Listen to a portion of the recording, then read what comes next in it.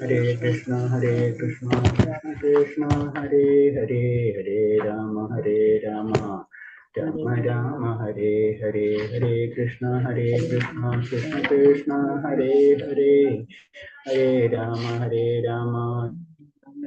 Hare Hare Krishna Rama Rama Hare Hare Hare Krishna Hare Krishna Hare Krishna Hare Krishna Krishna Krishna Hare Hare Hare Krishna Ram Ram Hare Hare Hare Krishna Krishna Krishna Hare Hare Ram Hare Ram Krishna Hare Hare Hare Hare Rama Rama Rama Hare Hare Hare Hare Krishna Krishna Krishna Krishna Hare Hare Hare Hare Rama Ram Hare Ram Ram Ram Hare Hare Hare Rama Krishna Hare Hare Hare Krishna Hare Ram Hare Krishna Ram Ram Krishna Ram Hare Krishna Hare Hare Hare Hare Krishna Rama Hare Rama Rama Rama Hare Hare Hare Krishna Krishna Krishna Hare Hare Ram Ram Ram Ram Hare Hare Hare Hare Hare Krishna. Om Namo Bhagavate Vasudevaya. Om Namo Bhagavate Vasudevaya. Om Namo Bhagavate Vasudevaya. Narayanam Namaskrityam Naram Chaiva Narottamam Devim Saraswatim Vyasam Tado Jayamudiraye Nashtaprayeshu Bhadreshu Nityam Bhagavata Sevaya Bhagavate Uttama Sloke Bhakti Bhavati Nashtagi Mugam Karodi Vachalam Pangum Lengayade Giri Kripatamaham Vande Paramanandamaadavam Sri Guru Dinadarinam Sri Chaitanyamesharam Vajnanatimirandasya Jnananjalasalagaya Chashurminidam Yena Tasmai Sri Guruve Namah Sri Chaitanyam Manobishtam Sthapitam Yena Bhutale Swayam Rupakadamahyam तदा दिशबान्धिकं वन्देऽहं श्रीगुरु श्रीयुतपदकमलं श्रीगुरुं वैष्णवांश श्रीरूपं सागरजातं सगणरघुनाथान्वितं तं सजीवं सादैवं सावधूतं परिजनसहितं कृष्णचैतन्यदेवं श्रीराधाकृष्णपादान् सहनललिता श्रीविशाखानीं तं च हे कृष्णा करुणा सिन्धो दीनबन्धो जगत्पदे गोपेश गोपिकान्त राधा कांत नमस्तुते तप्त कांचन गौरांगी राधे वृंदावनेश्वरी वृषभानुसुते देवी प्रणमामि हरिप्रिये वाञ्छा कल्पतरूप च कृपा सिन्धिभ्येव च पतिनां पावनेभ्यो वैष्णवेभ्यो नमो नमः नमो विष्णुपादाय कृष्णप्रेष्ठाय भूतले श्रीमदे भक्तिवेदान्त स्वामिन्निधि नामिने नमस्ते सारस्वदेवे गौरवाणी प्रचारिणे निर्विशेषशून्यवादी पाश्चात्यदेशधारिणे जय श्री कृष्णा चैतन्य प्रभु नित्यानंद श्री अद्वैत गदाधर श्रीवासादि गौर भक्तवृंदम हरे कृष्णा कृष्णा कृष्णा हरे हरे हरे राम राम राम हरे हरे हरे कृष्णा कृष्णा कृष्णा हरे हरे हरे राम राम राम हरे हरे हरे कृष्णा कृष्णा कृष्णा हरे हरे हरे राम राम हरे हरे हरे कृष्ण प्रभुपाद की जय गुरुदेव की जय आनंद गौड़ी वैष्णव भक्त की जय ഹരേ കൃഷ്ണ എല്ലാവർക്കും പ്രണാമം. അപ്പൊ നമുക്കിന്ന് 11ാമത്തെ അധ്യായം പറഞ്ഞത് അതീന്ദ്ര സേവനത്തിന്റെ സ്വഭാവങ്ങൾ. അപ്പൊ എന്താണ് അതീന്ദ്ര സ്വഭാവം? നമുക്ക് അതീന്ദ്ര സ്വഭാവത്തിലേക്ക് എത്തുമ്പോ ഇന്ദ്രിയങ്ങൾക്ക് അപ്പുറമായിട്ടുള്ള ലെവലാണല്ലോ അതീന്ദ്രിയം എന്ന് പറയുന്നത്. അതിൽ ഇന്ദ്രിയങ്ങൾക്ക് അപ്പുറം സിമ്പിൾ ആയിട്ട് പറഞ്ഞു കഴിഞ്ഞാൽ അപ്പൊ അതിന്റെ സ്വഭാവങ്ങൾ എന്തൊക്കെയാണ്? നമ്മൾക്ക് വേറെ രീതി പറഞ്ഞു കഴിഞ്ഞാൽ നമുക്ക് ഭക്തി വരുമ്പോഴാണ് നമ്മൾ അതീന്ദ്രാവസ്ഥയിലേക്ക് നമ്മൾ എത്തുമ്പോ. അപ്പൊ അതീന്ദ്ര അവസ്ഥയിൽ എത്തുമ്പോ നമുക്ക് ഉണ്ടാവുന്ന പ്രത്യേകതകളൊക്കെ നമുക്ക് മനസ്സിലാക്കാൻ കഴിയും ഇൻഡയറക്റ്റ് ആയിട്ട്. അപ്പൊ അതിലേക്ക് നമുക്ക് കിടക്കാം. കർമ്മബലം മുഴുവനും ഭഗവാന് സമർപ്പിക്കുക ഭാവമാണ് ദാസഭാവം എന്ന് കർമ്മികൾ പറയും. ദാസഭാവത്തിനെ പറ്റി പലതരം ഭാവങ്ങൾ പറയുന്നുണ്ട് അല്ലെ. അതീന്ദ്ര ലെവലിലേക്ക് എത്തുമ്പോഴാണ് പലതരം ഭാവങ്ങളിൽ കൂടി നമുക്ക് ഭഗവാന് അർപ്പിക്കാനുള്ള ഇത് കിട്ടുന്നത്. അപ്പൊ അതിൽ വരുന്നതാണ് ആദ്യം നമ്മൾ ഇത് പറഞ്ഞ ഇൻഡയറക്റ്റായിട്ട് പലയിടത്തും പറഞ്ഞിട്ടുണ്ട്. നമ്മൾ നവവിധ ഭക്തിയിൽ വരുന്ന കാര്യങ്ങളൊക്കെയാണ് ഇതൊക്കെ. അപ്പൊ ദാസഭാവത്തിനെ പറ്റി പറയുന്നതാണ്. കർമ്മബലം മുഴുവനും ഭഗവാന് സമർപ്പിക്കുന്ന ഭാവമാണ് ദാസഭാവം എന്ന് കർമ്മികൾ പറയും. എന്നാൽ രൂപഗോസ്വാമിയുടെ വൈഷ്ണവചാര്യ അഭിപ്രായത്തിൽ ഏതെങ്കിലും തരത്തിൽ സദാ ഭഗവത് സേവനമാണ് ദാസഭാവം. അപ്പൊ എന്താണ് ഭഗവാന് സമർപ്പിക്കുന്നതല്ല. ഭഗവാൻ എന്തായാലും എല്ലാവരും സമർപ്പിക്കുന്നതാണ് കർമ്മഫലങ്ങൾ. പക്ഷെ എന്താണ് അതിനേലും ഇമ്പോർട്ടൻസ് എന്താണ്?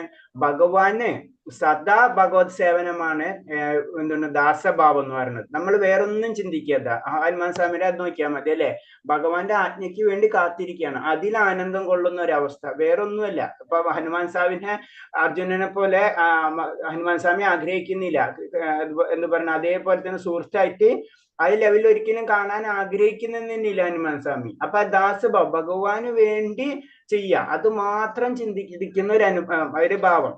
അപ്പൊ എന്താ പറയുന്നത്, ഇപ്പൊ എക്സാമ്പിള് ഭഗവാന്റെ കാവൽക്കാരനെ പോലെ ഏത് സമയവും ഭഗവാന്റെ ആജ്ഞ, അതിലാനന്ദം കൊള്ളാം, അതിന്റെ അപ്പുറത്തേക്കുള്ള ചിന്തയില്ല, വേറൊരു ഭാവത്തിലേക്ക് പറ്റി ചിന്തിക്കാത്ത അവസ്ഥ. അതാണ് ദാസഭാവം എന്ന് പറഞ്ഞത്. ഭഗവാന് പ്രത്യക്ഷമായി തന്നെ സേവനം അനുഷ്ഠിക്കുന്ന ഭക്തന്മാർ ഭാഗവതന്മാർ അഥവാ ശുദ്ധ ഭക്തർ എന്ന് വിളിക്കുന്നത്. വർണ്ണാശ്രമങ്ങൾക്കനുസരിച്ചുള്ള കർമ്മങ്ങൾ അനുഷ്ഠിക്കുന്നവർ ശുദ്ധ ഭക്തരല്ല. അപ്പൊ ശുദ്ധ ഭക്തർ, ഇനി അടുത്ത ശുദ്ധ ഭക്തരെ പറ്റി പറയുമ്പോൾ എന്താണ്, ഭഗവാന് പ്രത്യക്ഷമായി തന്നെ സേവനം അനുഷ്ഠിക്കുന്ന ഭക്തന്മാർ.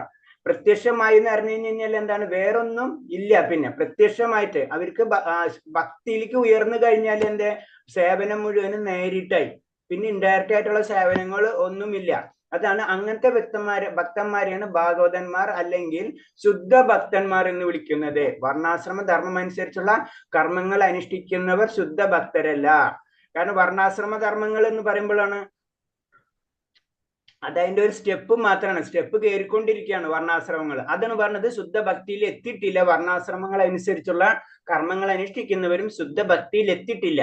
എന്നാലും കർമ്മഫലങ്ങൾ ഭഗവാന് സമർപ്പിക്കുന്നതുകൊണ്ട് അവരും ഭക്തരായി കണക്കാക്കപ്പെടുന്നു. മനസ്സിലായ? അപ്പൊ എന്താണ്, അവരെ സ്റ്റെപ്പിലേക്ക് കയറി, അത് കാരണം കൊണ്ടാണ് അവരെ ഭക്തരായി കണക്കാക്കുന്നു പറയുന്നത്. അവര് ശുദ്ധമായ ഭക്തിയിൽ എത്തിയിട്ടില്ല.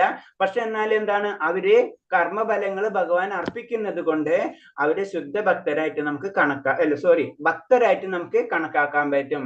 അത്തരം അഭിലാഷങ്ങൾ ഒന്നുമില്ലാതെ ഭഗവത് പ്രേമം ഒന്നുകൊണ്ട് മാത്രം നൈഷ്കർഗ്യമായി പ്രവർത്തിക്കുമ്പോൾ അവരെ ഭക്തരായി കണക്കാക്കാം. അപ്പൊ ഭക്തർ എന്ന് പറയുമ്പോൾ എന്താണ്, അതായത് ശുദ്ധ ഭക്തർ എന്ന് പറയുമ്പോൾ അവർക്ക് വേറൊരു ചിന്ത ഉണ്ടാവും, നൈസർഗികമായിട്ട് അവരുടെ ഉള്ളിൽ തന്നെ അതുണ്ട്.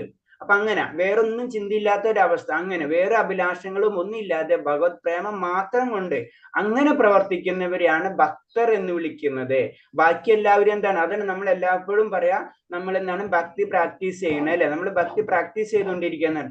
അതിന് പലതരം സ്റ്റെപ്പുകൾ ഉണ്ട്, 1 സ്റ്റെപ്പ് 2 സ്റ്റെപ്പ് 3 സ്റ്റെപ്പ്, അങ്ങനെ പല ശ്രമങ്ങളിൽ കൂടെ പോകണം. അതിലൊരു പാർട്ടാണ് പറഞ്ഞത് വർണ്ണാശ്രമ സമ്പ്രദായങ്ങൾ. അപ്പൊ വർണ്ണാശ്രമ സമ്പ്രദായവും അതിനനുസരിച്ചുള്ള കർമ്മങ്ങളും ബദ്ധാത്മാർക്ക് ഭൗതിക ലോകം ആസ്വദിക്കാനും അവരവരുടെ ആഗ്രഹം അനുസരിച്ച് ഐന്ദ്രിയ സംതൃപ്തി നടത്താനും പാകത്തിലാണ് രൂപപ്പെടുത്തിയിരിക്കുന്നത്. ഇതാണ് ഏറ്റവും ഇമ്പോർട്ടന്റ്. കാരണം നമ്മൾ എന്തുകൊണ്ടാണ് വേദങ്ങളിൽ വർണ്ണാശ്രമ കർമ്മങ്ങൾ ഉണ്ടാക്കിയിട്ടുള്ളത്? അങ്ങനെയാണെങ്കിൽ പിന്നെ നേരിട്ട് ഭഗവാന്റെ കാര്യങ്ങൾ മാത്രം പറഞ്ഞാൽ പോരെ എന്നുള്ളൊരു ചോദ്യത്തിന് ഉത്തരമാണിത്. വർണ്ണാശ്രമങ്ങൾ സൃഷ്ടിച്ചിട്ടുള്ള എന്താണ്, ഭൗതിക ലോകത്തിലുള്ള ആഗ്രഹങ്ങൾ നമുക്ക് തോന്നലാണെങ്കിലും അത് ഉണ്ടല്ലേ. അപ്പൊ എന്ത് തന്നെയായാലും അത് ആസ്വദിക്കുക, അവരുടെ ആഗ്രഹം അനുസരിച്ച് ഐന്ദ്രിയ സമ്പർത്തനം നടത്താനും പാകത്തിലാണ് അവരെ രൂപപ്പെടുത്തുക. അതേസമയം അവർ പതുക്കെ ആത്മീയ ബോധത്തിലേക്ക് ഉയർത്തപ്പെടുകയും ചെയ്യും. അതാണ് പ്രത്യേകത. ഇപ്പൊ നമ്മള് സബറില്ലേ, ക്ഷേത്രങ്ങളിൽ ഉത്സവം എന്ന് പറയുമ്പോൾ എന്താണ്, അത് തന്നെ നമുക്ക് ശ്രദ്ധിച്ചാൽ അറിയാം, അതിന്റെ ലക്ഷ്യം എന്താണ്, അത് ഭഗവാനിലേക്ക് നമ്മൾ അടുപ്പിക്കണാണ് അല്ലെ, ക്ഷേത്ര ദർശനം ഇതൊക്കെ. അതേപോലെ തന്നെ വർണ്ണാശ്രമങ്ങളിലുള്ള നിയമങ്ങളും കാര്യങ്ങളും നമ്മൾ ചെയ്യുന്നതിലൂടെ നമുക്ക് എന്താണ്, ആനന്ദവും നമുക്ക് ലഭിക്കും. ആനന്ദം ഉദ്ദേശിക്കുന്നത് ഭൗതികമായിട്ടുള്ള ആഗ്രഹങ്ങൾ നിറവേറ്റാനുള്ള കാര്യങ്ങളും നമുക്ക് ലഭിക്കും. കൂടാതെ പതുക്കെ ആത്മീയ ബോധത്തിലേക്ക് നമ്മൾ ഉയർത്തുകയും ചെയ്യും. അപ്പൊ ഒന്ന് പതുക്കെ ഉയർത്താൻ വേണ്ടിയിട്ടാണ് വർണ്ണാശ്രമ ധർമ്മങ്ങൾ. ചെറിയ കുട്ടികൾക്ക് നടക്കാൻ വേണ്ടി വാക്കർ വാങ്ങിച്ചു കൊടുക്കും അല്ലെ നമ്മള്. അതുപോലെ തന്നെ അത് പിടിച്ച് നടന്ന് പ്രാക്ടീസ് ആയി കഴിഞ്ഞാൽ അവൻ അത് വിട്ട് ശരിക്കും നടക്കും. അതാണ്. അപ്പൊ അതുമ്പോ തന്നെ പിടിച്ചു നിൽക്കുമ്പോഴാണ് ഈ പ്രോബ്ലംസ് വരുന്നത്. അങ്ങനെ ചെയ്യാൻ പാടില്ല. നമ്മൾ ഒരു ലെവലിൽ എത്തിക്കഴിഞ്ഞാൽ അത് വിടണം. അപ്പൊ അത് പ്രാക്ടീസ് ചെയ്ത് നമുക്ക് കൊണ്ടുപോകാനാണ് ശരിക്കും വർണ്ണാശ്രമ സമ്പ്രദായങ്ങള് വേദങ്ങളിൽ പറഞ്ഞിട്ടുള്ളത്. അതനുസരിച്ച് ജീവിക്കാം. അപ്പൊ എന്താണ്, ഒരു നിയമത്തിനനുസരിച്ചാണ് നിയമങ്ങൾ നമ്മൾ പോണത് അല്ലെ. അപ്പൊ നമ്മൾ തന്നെ ശ്രദ്ധിച്ചാൽ ഇപ്പൊ നമ്മൾ തന്നെ അറിയാണ്ട് പല നിയമത്തിന്റെ ഉള്ളിലാണ് ജീവിക്കുന്നത്. അപ്പൊ സാധാരണ ഭൗതികമായിട്ട് നോക്കിയാലും നമ്മൾ നിയമത്തിന്റെ ഉള്ളിലേ നമുക്ക് ജീവിക്കാൻ പറ്റുള്ളൂ. നമ്മുടെ ഇഷ്ടത്തിന് നമുക്ക് പല കാര്യങ്ങളും ചെയ്യാൻ പറ്റില്ല അല്ലെ. പക്ഷെ ഒരു മൃഗമാണെങ്കിലോ അവരുടെ ഇഷ്ടത്തിന് എന്ത് വേണമെങ്കിലും അവർക്ക് ചെയ്യാം. പക്ഷെ മനുഷ്യനാണെങ്കിലോ ആത്മീയത അല്ലെങ്കിൽ തന്നെ ഭൗതികതയിലാണെങ്കിലും നിയമങ്ങൾ എപ്പോഴും നമ്മൾ ഒരു നിയമത്തിന്റെ ഉള്ളിലായിരിക്കും. എന്നാലേ നമ്മൾ ജീവിതത്തിലേക്ക് മുന്നേറാൻ കഴിയുള്ളൂ. അതൊരു സമൂഹമാണെങ്കിലും ഒരു സാധാരണ രീതിയിൽ വ്യക്തിയാണെങ്കിലും അത് മുന്നേറണമെന്നുണ്ടെങ്കിൽ ഒരു ചെറിയ നിയമങ്ങൾ നമുക്ക് ആവശ്യമാണ്. ഇത് തന്നെയാണ് ശരിക്കും വർണ്ണാശ്രമ സമ്പ്രദായങ്ങളും ചെയ്യുന്നത്. അവിടെ മുന്നേറുന്നത് എന്താണ്? ആത്മീയമായിട്ടുള്ള കാര്യങ്ങളിലേക്കാണ് മുന്നേറുന്നത്. അതാണ് അവർ പതുക്കെ പതുക്കെ ആ ബോധത്തിലേക്ക് ഉയർത്തപ്പെടും എന്ന് ചെയ്യുന്നത്. ഭക്തിയുത സേവനത്തിൽ ഏർപ്പെടാൻ ആരാണ് യോഗ്യൻ എന്ന് രൂപഗോസ്വാമി വിവരിക്കുന്നുണ്ട്. എങ്ങനെയാണ്? ഒരു ക്വാളിറ്റി വേണം ഭക്തിയുത സേവനം ചെയ്യാൻ വേണ്ടി. നമ്മൾ പറഞ്ഞില്ലേ, പ്രൈം മിനിസ്റ്റർക്ക് നേരിട്ട് ചെന്നിട്ട് നമുക്ക് എന്താണ് ഒരു സെക്യൂരിറ്റി ഗാർഡ് ആവാൻ കഴിയില്ല അല്ലെ? അത്തരം ചെക്കിങ് കാര്യങ്ങളും ചെയ്തതിന് ശേഷമായിരിക്കും ആ സെക്യൂരിറ്റി ഗാർഡിനെ എടുക്കണം. അതേപോലെ തന്നെ പറയുന്നതാണ് ഭക്തിയുത സേവനത്തിൽ ഏർപ്പെടാൻ ആരാണ് യോഗ്യൻ എന്ന് രൂപഗോസ്വാമി വിവരിക്കുന്നുണ്ട്. നമ്മളല്ലാതെ അതിലേക്ക് പോകണമെങ്കിൽ നമുക്ക് എല്ലാവർക്കും എന്താണ് ആഗ്രഹമുണ്ടെങ്കിലും കറക്റ്റ് ഒരു യോഗ്യത ഉള്ള മനുഷ്യന് മാത്രമേ, വ്യക്തിക്ക് മാത്രമേ അവിടേക്ക് എത്താൻ പറ്റുള്ളൂ. എല്ലാവർക്കും കടക്കാൻ പറ്റില്ല. ഭഗവത് പ്രേമത്തിന്റെ സ്ഫുരണമെങ്കിലും ഉള്ള പ്രാരംഭകൻ ഐതിഹ്യ സമ്പ്രദായത്തിന് ഏറെ താല്പര്യനായിരിക്കില്ല. അതാണ് കാരണം. എന്ന് വെച്ചാൽ അതിന്റെ ലക്ഷണങ്ങളാണ് നമ്മൾ ഭക്തിയുത സേവനങ്ങളിലേക്ക് കടക്കുന്നതിനുള്ള ലക്ഷണങ്ങൾ നമ്മളെ തന്നെ നോക്കിക്കഴിഞ്ഞാൽ നമുക്ക് മനസ്സിലാക്കാൻ കഴിയും. ഒന്നെന്ന് പറയുന്നത് ഭഗവാന്റെ പ്രേമത്തിന്റെ സ്ഫുരണമെങ്കിലും ഉള്ള പ്രാരംഭകൻ. എന്തെങ്കിലും നമുക്ക് ഭഗവാനെ പറ്റി അറിയണം, ഭഗവാന് പല കാര്യങ്ങൾ ചെയ്യാൻ ആഗ്രഹമുണ്ട് എന്നുള്ള അവസ്ഥയിലേക്ക് നമ്മൾ വരണമെങ്കിൽ തന്നെ ആ വ്യക്തി എന്താണ് ഓട്ടോമാറ്റിക് ആയിട്ട് ആ ഭക്തിയുത സേവനം നേടാനുള്ള ഫസ്റ്റ് ലെവലിലേക്ക് എത്തിയിട്ടുണ്ടാവും. കുറഞ്ഞ പക്ഷം അയാളുടെ ഭക്തി അളവിനേക്കാൾ താഴെ ആയിരിക്കും ഇന്ദ്രിയ സുഖങ്ങളുടെ താല്പര്യം. അപ്പൊ ഇന്ദ്രിയ സുഖം എന്ന് പറഞ്ഞത് ഭക്തിനേലും താഴ്ന്ന ലെവലിലേക്ക് പോവാം. അങ്ങനെയുള്ള വ്യക്തികൾക്ക് പെട്ടെന്ന് എന്താണ് ഓട്ടോമാറ്റിക് ആയിട്ട് ഭഗവത് സേവനം ചെയ്യുന്നതിനേക്കുള്ള താല്പര്യം വരും. എന്നാൽ അല്പമെങ്കിലും അത്തരം താല്പര്യമുള്ള പക്ഷം അത്തരം പ്രവർത്തനം ബലം മുഴുവൻ കൃഷ്ണനെ സമർപ്പിക്കാൻ തയ്യാറാണ്. ഇതാണ് ഭഗവത് സേവനം. എന്താണ്? ഇന്ദ്രിയങ്ങൾക്ക് സുഖം, ഇന്ദ്രിയ സുഖങ്ങളിനേലും കൂടുതൽ ഭഗവാനിലേക്കുള്ള ആഗ്രഹങ്ങൾ കൂടി വരുമ്പോൾ അത് തന്നെയാണ് ഏറ്റവും നല്ല യോഗ്യത എന്ന് പറഞ്ഞത് ഭക്തിയുത സേവനം. അഥവാ നമുക്ക് ഇന്ദ്രിയ സുഖം വരുന്നു വെച്ച് കഴിഞ്ഞാൽ ഇന്ദ്രിയമായിട്ടുള്ള ഫലങ്ങൾ നമുക്ക് കിട്ടാണ്, അല്ലെങ്കിൽ അങ്ങനത്തെ കാര്യങ്ങൾ നമുക്ക് ചെയ്തേ പറ്റൂ. അപ്പൊ അങ്ങനെ വരുമ്പോൾ എന്താണ്? അത് മുഴുവനും ഭഗവാന് സമർപ്പിക്കുന്ന തയ്യാറാവുന്ന ഒരു അവസ്ഥയിലേക്ക് നമ്മൾ കടക്കുക. ഇതാണ് ഭഗവത് സേവനം എന്ന് പറഞ്ഞത്. ഒന്നാമത്തെ എന്ന് പറയുന്നത് നമുക്ക് ഭഗവാനിലുള്ള ഒരു സ്മരണ, ഒരു ആഗ്രഹം നമ്മളിൽ ഉണ്ടാവാം. രണ്ടാമത്തെ പോയിന്റ് എന്ന് പറഞ്ഞത് നമ്മൾ ഭൗതികമായിട്ടുള്ള ആഗ്രഹങ്ങള് ആത്മീയമായിട്ടുള്ള ആഗ്രഹങ്ങളിലേക്ക് കുറവായിരിക്കുന്ന അവസ്ഥ. മൂന്നാമത്തെ എന്ന് പറഞ്ഞാൽ അഥവാ നമ്മള് ഭൗതികമായിട്ടുള്ള ആഗ്രഹങ്ങൾ അതിന്റെ ബലം പ്രതീക്ഷിച്ച് നമ്മൾ പല കാര്യങ്ങൾ ചെയ്യുന്നുണ്ടെങ്കിൽ തന്നെയും ആ ബലം മുഴുവനും ഭഗവാന് സമർപ്പിക്കുന്നതിന് തയ്യാറായിരിക്കുക. ഈ 3 കാര്യങ്ങളാണ് ശരിക്കും നമുക്കൊരു ഭഗവത് സേവനത്തിന് വേണ്ട യോഗ്യത എന്ന് പറയുന്നത്. ഈ ദാസഭാവം അതീന്ദ്രമായത് എങ്ങനെയെന്ന് നാരദീയ പുരാണത്തിൽ പറയുന്നുണ്ട്. മനോവാക് കായങ്ങൾ കൊണ്ട് സദാ ഭക്തിയുത സേവനത്തിൽ ഏർപ്പെട്ടിരിക്കുന്നവർ അഥവാ യഥാർത്ഥ സേവനം നടത്തുന്നില്ലെങ്കിലും അത് ആഗ്രഹിക്കുന്നവർ തീർച്ചയായും വിമുക്തമായി കണക്കാക്കപ്പെടുന്നു. അപ്പൊ എന്താണ്? അത് യഥാർത്ഥ സേവനത്തിൽ നടന്നിരുന്നെങ്കിൽ അത് ഇന്നലെ നമ്മൾ പറഞ്ഞിട്ടുണ്ടായിരുന്നു അല്ലെ? കാരണം മനസ്സുകൊണ്ട് ഭഗവാനെ പ്രാർത്ഥിക്കുന്ന രീതി നമ്മൾ ഇന്നലെ ഒരു ബ്രാഹ്മണന്റെ കഥ പറയുന്നുണ്ടായിരുന്നു. അതാണ് അത് നമ്മളെ മനസ്സിലേക്കാണ് അത് ആദ്യം ഭഗവാനെ കൊണ്ടുവരേണ്ടത്, മറ്റുള്ള കാര്യങ്ങളിലേക്കല്ല, ശാരീരികമായിട്ടുള്ള കാര്യങ്ങളിലേക്കല്ല നമ്മൾ ആദ്യം കൊണ്ടുവരേണ്ടത്, മാനസികമായിട്ടുള്ള കാര്യങ്ങളിലേക്ക് ആദ്യം ഭഗവാനെ കൊണ്ടുവരണം. അതാണ് പറഞ്ഞത്. അങ്ങനെ അപ്പൊ എന്താണ്? അവൻ യഥാർത്ഥത്തിൽ സേവനം നടത്തുന്നില്ലെങ്കിലും അത് ആഗ്രഹിക്കുന്നവർ തീർച്ചയായും വിമുക്തമായി കണക്കാക്കപ്പെടുന്നു. അപ്പൊ ഭഗവാനെ മനസ്സോണ്ട് ഭക്തിയുത സേവനം ചെയ്യുന്ന വ്യക്തികളാണെങ്കിൽ പോലും അവൻ എന്താണ്? തീർച്ചയായും വിമുക്തനായി കണക്കാക്കപ്പെടുന്നു. അവൻ എന്താണ്? പതുക്കെ മനസ്സിനെ കൊണ്ടുവന്നാൽ എന്താ? ഓട്ടോമാറ്റിക്കായി ശരീരവും അതിന്റെ പിറകിലേ പോകും. നമുക്കറിയാം, നമ്മളെ ലെവലിൽ നോക്കുമ്പോ ആദ്യം ഇന്ദ്രിയങ്ങള്, പിന്നെ അതേപോലെ തന്നെ മനസ്സ്, ബുദ്ധി, അങ്ങനെയാണല്ലോ വരുന്നത്. അപ്പൊ മനസ്സിനെ കൊണ്ടുവന്നു കഴിഞ്ഞാൽ നമുക്ക് പല ആഗ്രഹങ്ങളുണ്ട്. പിന്നെ എന്താണ്? പിന്നെ ശരീരത്തിന് അത് ചെയ്തേ പറ്റൂ അല്ലെ? പിന്നെ ശരീരം നമ്മൾ ഒരു കാര്യം ചെയ്യാന്ന് തീരുമാനിച്ചു കഴിഞ്ഞാൽ പിന്നെ ശരീരത്തിന് ഒരു ഓപ്ഷനും ഇല്ല, ശരീരം അത് ചെയ്തിരിക്കും. അതാണ് പറഞ്ഞ. അങ്ങനെ വന്നു കഴിഞ്ഞാൽ തീർച്ചയായിട്ടും അവനെ വിമുക്തനായി കണക്കാക്കാൻ എന്ന് പറയുന്നത്. ഇത് ഏതെങ്കിലും പറഞ്ഞിട്ടുള്ള നാരദീയ പുരാണത്തിലാണ് പറഞ്ഞിട്ടുള്ളത്. അപ്പൊ എത്ര പുരാണങ്ങളാണ് റെഫർ ചെയ്യുന്ന നോക്കും ഭക്തിരസാമൃത സിന്ധുവില്. പിന്നെ അടുത്ത ഭാവമാണ് സുഹൃത്ത് ഭാവം. ദാസഭാവം കഴിഞ്ഞു. പിന്നെ സുഹൃത്ത് ഭാവത്തിനെ പറ്റി ഡീറ്റെയിൽ ആയിട്ട് വർണ്ണിക്കുകയാണ്. സുഹൃത്ത് ഭാവം എന്ന് പറഞ്ഞാൽ സുഹൃത്ത് ഭാവത്തിനുള്ള ഭക്തി സേവനത്തെ രണ്ടായി തിരിക്കാം. അതിൽ തന്നെ രണ്ടായിട്ട് തിരിയും.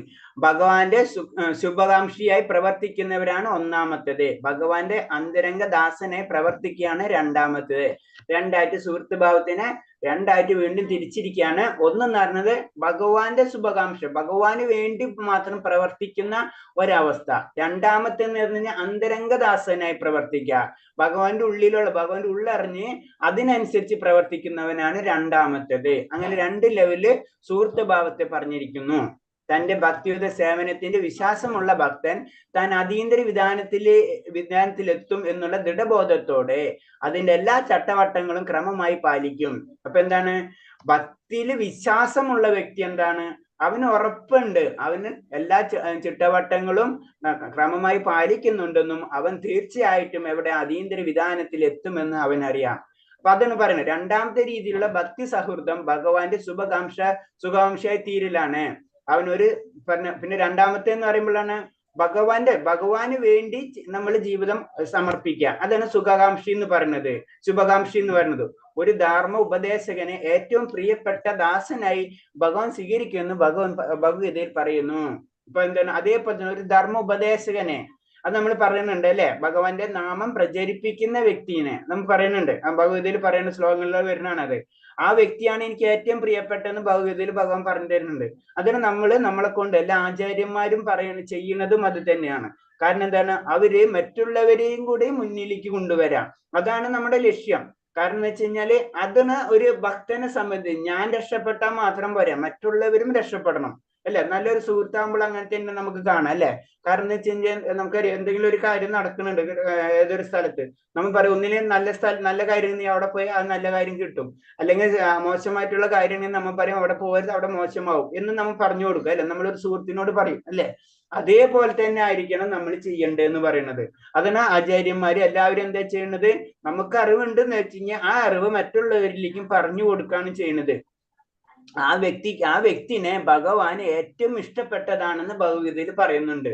അതാണ് നമ്മൾ ശ്രദ്ധിക്കേണ്ടത്. ഗീതാ രഹസ്യം ജനങ്ങളെ എത്തിക്കുന്ന കൃഷ്ണൻ ഏറ്റവും പ്രിയങ്കരനാണ്. മനുഷ്യ സമൂഹത്തിന് അയാൾക്ക് തുല്യനായി ആരുമില്ല. അതാണ് ഭഗവാന്റെ രഹസ്യം നമ്മൾ എത്തിക്കണം, മറ്റുള്ളവരിലേക്ക് എത്തിക്കണം. അതിൽ കഴിഞ്ഞിട്ട് മനുഷ്യ അയാൾക്ക് തുല്യനായിട്ട് ആരുമില്ല. ഏറ്റവും വലിയ ധർമ്മം എന്ന് പറയുന്നത് തന്നെ അതാണ്. ഭഗവാന്റെ നമ്മൾ ഏറ്റവും വലിയ ദാനം എന്ന് പറയുന്നതും അത് തന്നെയാണ്. കാരണം എന്ന് വെച്ചാൽ ഭഗവാന്റെ ദാനം മറ്റുള്ളവരിലേക്ക് എത്തിക്കുക. വേറെ എന്ത് കൊടുത്താലും അത് ടെമ്പററി ആണ്, അത് അവിടെ തീരും. പക്ഷെ എന്താണ്? നാമം കൊടുത്താൽ തീരില്ല. അത് ജന്മാന്തരങ്ങളായിട്ട് കൊണ്ടുപോകാനും കഴിയും. ആ വ്യക്തി ലാസ്റ്റ് ഭഗവാനിലേക്ക് എത്താനുള്ള സാധ്യത ഉണ്ട് അല്ലെ. അതാണ് നമ്മൾ ഭഗവാന്റെ നാമമാണ് മറ്റുള്ളവർക്ക് ഏറ്റവും കൂടുതൽ നമ്മൾ കൊടുക്കാൻ ശ്രമിക്കേണ്ടത്. കാരണം അത് കൊടുക്കുന്നതിന് നമുക്കൊരു വിഷമവും ഇല്ല. അപ്പൊ മനുഷ്യ സമൂഹത്തേക്ക് അയാൾക്ക് തുല്യനായിട്ട് ആരുമില്ല. അപ്പൊ ഏറ്റവും വലിയ ധർമ്മം എന്ന് പറയുന്നത് ഭഗവാന്റെ അല്ലെങ്കിൽ ദാനം എന്ന് പറയുന്നത് ഭഗവാന്റെ നാമമാണ്. അത് എത്തിക്കണം. അത് അങ്ങനെ എത്തിക്കുന്ന വ്യക്തികൾക്ക് തീർച്ചയായിട്ടും ഭഗവാൻ ഏറ്റവും പ്രിയപ്പെട്ടവരാണെന്ന് ഭഗവത്ഗീതയിൽ പറഞ്ഞിട്ടുണ്ട്. മഹാഭാരതത്തിൽ ദ്രൗപദി ഇങ്ങനെ പറയുന്നു: പ്രിയപ്പെട്ട ഗോവിന്ദ, അങ്ങയുടെ ഭക്തജനങ്ങൾ ഒരിക്കലും പരാജയപ്പെടില്ലെന്ന് അങ്ങ് സത്യം ചെയ്യുന്നു. ഞാൻ അത് തികച്ചും വിശ്വസിക്കുന്നു. അതുകൊണ്ട് എല്ലാ തരം ക്ലേശങ്ങളും കഷ്ടതയിലും അങ്ങയെ സ്മരിച്ചുകൊണ്ട് ഞാൻ ഇങ്ങനെ ജീവിക്കുന്നത്. അപ്പൊ എന്താണ്? ഇതേപോലെ ദ്രൗപദി പറയുന്നുണ്ട്, എല്ലാ തരം ക്ലേശങ്ങളിൽ നിന്നും എന്നെ അങ്ങയെ സ്മരിച്ച് ഞാനിങ്ങനെ ജീവിക്കുന്നത് എന്ന് പറയുന്നുണ്ട്. കാരണം അങ്ങയുടെ ഭക്തജനങ്ങൾ ഒരിക്കലും പരാജയപ്പെടുകയില്ല എന്ന് അങ്ങ് സത്യം ചെയ്യുന്നു. കാരണം നമുക്കറിയാം, പഞ്ചപാണ്ഡവരുടെ കഥ ചിന്തിച്ചാൽ അറിയല്ലേ, എത്ര പ്രശ്നങ്ങളിൽ കൂടിയാണ് അവര് പോയിക്കൊണ്ടിരിക്കുന്നത്. ആ പ്രശ്നങ്ങളിൽ നിന്ന് മുന്നേറാൻ കഴിയും എന്നുള്ള ഒരു ദൃഢവിശ്വാസം അവർക്കുണ്ട്. എന്തുണ്ട്? ഭഗവാനിൽ വിശ്വസിച്ചത് കൊണ്ടാണ് അത് സംഭവിച്ചിരിക്കും. അല്ലെങ്കിൽ ഒരിക്കലും ചിന്തിക്കാൻ പറ്റാത്ത കാര്യങ്ങളാണ് അവരുടെ ജീവിതത്തിൽ കൂടെ കടന്നു പോയിക്കൊണ്ടിരിക്കുക. നമുക്കറിയാം, മഹാഭാരത യുദ്ധത്തിൽ തന്നെ അവർക്ക് ഉറപ്പില്ല. കാരണം എന്ന് വെച്ച് കഴിഞ്ഞാൽ അതിന് ചുറ്റും ആരാണ്? അത്രയും വില്ലാളി വീരന്മാരായിട്ടുള്ള രാജാക്കന്മാർ. ഉദാഹരണം ആരൊക്കെയാണ് അതില്? പല കർണനും, അതേപോലെ തന്നെ പിന്നെ കർണനുണ്ട്, ദ്രോണരുണ്ട്, അങ്ങനെ തന്നെ വില്ലാളി വീരന്മാരുണ്ട് അല്ല, നമുക്ക് ഇമേജ് ചെയ്യാൻ പറ്റാം. അതുപോലെ തന്നെ സൈന്യം മുഴുവൻ അവരൊക്കെയില്. അപ്പൊ അതും ആരാണ്? നാരായണ സൈന്യമാണ് മുഴുവനും. ഭഗവാന്റെ എതിരെ ഭഗവാന്റെ സൈന്യം പൊരുതാണ് ശരിക്കും ചെയ്യുന്നത്. അപ്പൊ ഇങ്ങനത്തെ എല്ലാ കാര്യങ്ങളും നിൽക്കാണ്. അപ്പോഴും ദ്രൗപദിക്ക് ഇത്ര ഉറപ്പുണ്ട്. കാരണം ഞാൻ അങ്ങയെ വിശ്വസിക്കുന്നു. കാരണം എന്താണ്? കാരണം ഭഗവാൻ പറഞ്ഞിട്ടുണ്ട്, ഞാൻ എന്റെ ഭക്തജനങ്ങളെ ഒരിക്കലും പരാജയപ്പെടുത്തില്ലെന്ന്. ആ ഒരു ഒറ്റ വാക്കുമല്ലാണ് ദ്രൗപദി വിശ്വസിച്ചിരിക്കുന്നത്. അതാണ് ഭഗവാനെ നമ്മൾ വിശ്വസിച്ചു കഴിഞ്ഞാൽ അത് സംഭവിച്ചിരിക്കും. ഒരിക്കലും നടക്കാത്തത്, ചിന്തിക്കാത്ത കാര്യങ്ങളാണ് മഹാഭാരത യുദ്ധത്തിൽ നടന്നുകൊണ്ടിരിക്കുന്നത്, അല്ലെ? അപ്പൊ നമുക്കറിയാം അത് തന്നെയാണ് കർണൻ ഒക്കെ നമുക്കറിയാം. കഥകളൊക്കെ വളരെ ശ്രദ്ധിച്ചാല് കാര്യങ്ങൾ മനസ്സിലാക്കാൻ പറ്റും. അതാണ് ഭഗവാന്റെ പവർ. ദ്രൗപദിയും ഭർത്താക്കന്മാരും ആയ പാണ്ഡവരും ദുര്യോധനും ദുർബുദ്ധി മൂലം അനുഭവിക്കേണ്ടി വന്ന കഷ്ടപ്പാടുകൾ അതികഠിനമായിരുന്നു. നമുക്കറിയാം, വളരെ ജീവിതത്തെ തുടക്കത്തെ തൊട്ട് അവർക്ക് ബുദ്ധിമുട്ടാണ്. സമുന്നതനായ യുദ്ധവീരനും നിത്യബ്രഹ്മചാരിയും ജ്ഞാനിയുമായ ഭീഷ്മദേവനെ പോലും കരയിപ്പിക്കത്തക്കതായിരുന്നു ദ്രൗപദിയും ഭർത്താക്കന്മാരും അനുഭവിച്ച യാതനകൾ. അപ്പൊ എന്താ അത്രയും വിഷമമായിരുന്നു. അതിന് പറഞ്ഞത് ഭീഷ്മദേവനെ പോലും, ശരിക്കും ഭീഷ്മദേവനാണ് അവരെ വളർത്തുന്നത് ശരിക്കും. കാരണം നിങ്ങൾക്കറിയാം, പാണ്ഡവർ മരിച്ചു പോവാണ് ശരിക്കും, അല്ലെ? വളരെ ചെറുപ്പത്തിൽ തന്നെ. അപ്പൊ അതിന് അവരെ വളർത്തുന്നത് ശരിക്കും ഭീഷ്മദേവനാണ്. കാരണം എന്നിട്ട് അപ്പൊ ഭീഷ്മദേവർക്കടക്കം വിഷമം വരുന്ന കാര്യങ്ങളാണ് ദുര്യോധനൻ ചെയ്തുകൊണ്ടിരുന്നത്. അപ്പൊ അത്രയും കരയ്ക്കത്തക്കമായിരുന്നു, അത്രയും കഠിനമായിരുന്നു അവരെ യാതനകൾ എന്ന് പറയുന്നത്. അപ്പൊ അതാണ് നമ്മൾ പറയുന്നത്. അതാണ് ഭഗവാനെ നമ്മൾ എന്ത് ചെയ്യുന്നതല്ലേ, ഭഗവാനിലേക്ക് കൂടുതൽ അടുക്കുമ്പോൾ നമുക്ക് ദുഃഖം കൂടുതലായിരിക്കും. കാരണം എന്താണ്, നമ്മളെ പറ്റി നമ്മൾ അധികം ചിന്തിക്കേണ്ട ജനറൽ ആയിട്ട് പറയുമ്പോൾ. കാരണം എന്താണ്, അത്രയും നമ്മളെ പ്യൂരിഫൈ ചെയ്ത് കൊണ്ടുപോവാണ്. അതാണ് അതിന്റെ പ്രത്യേകത.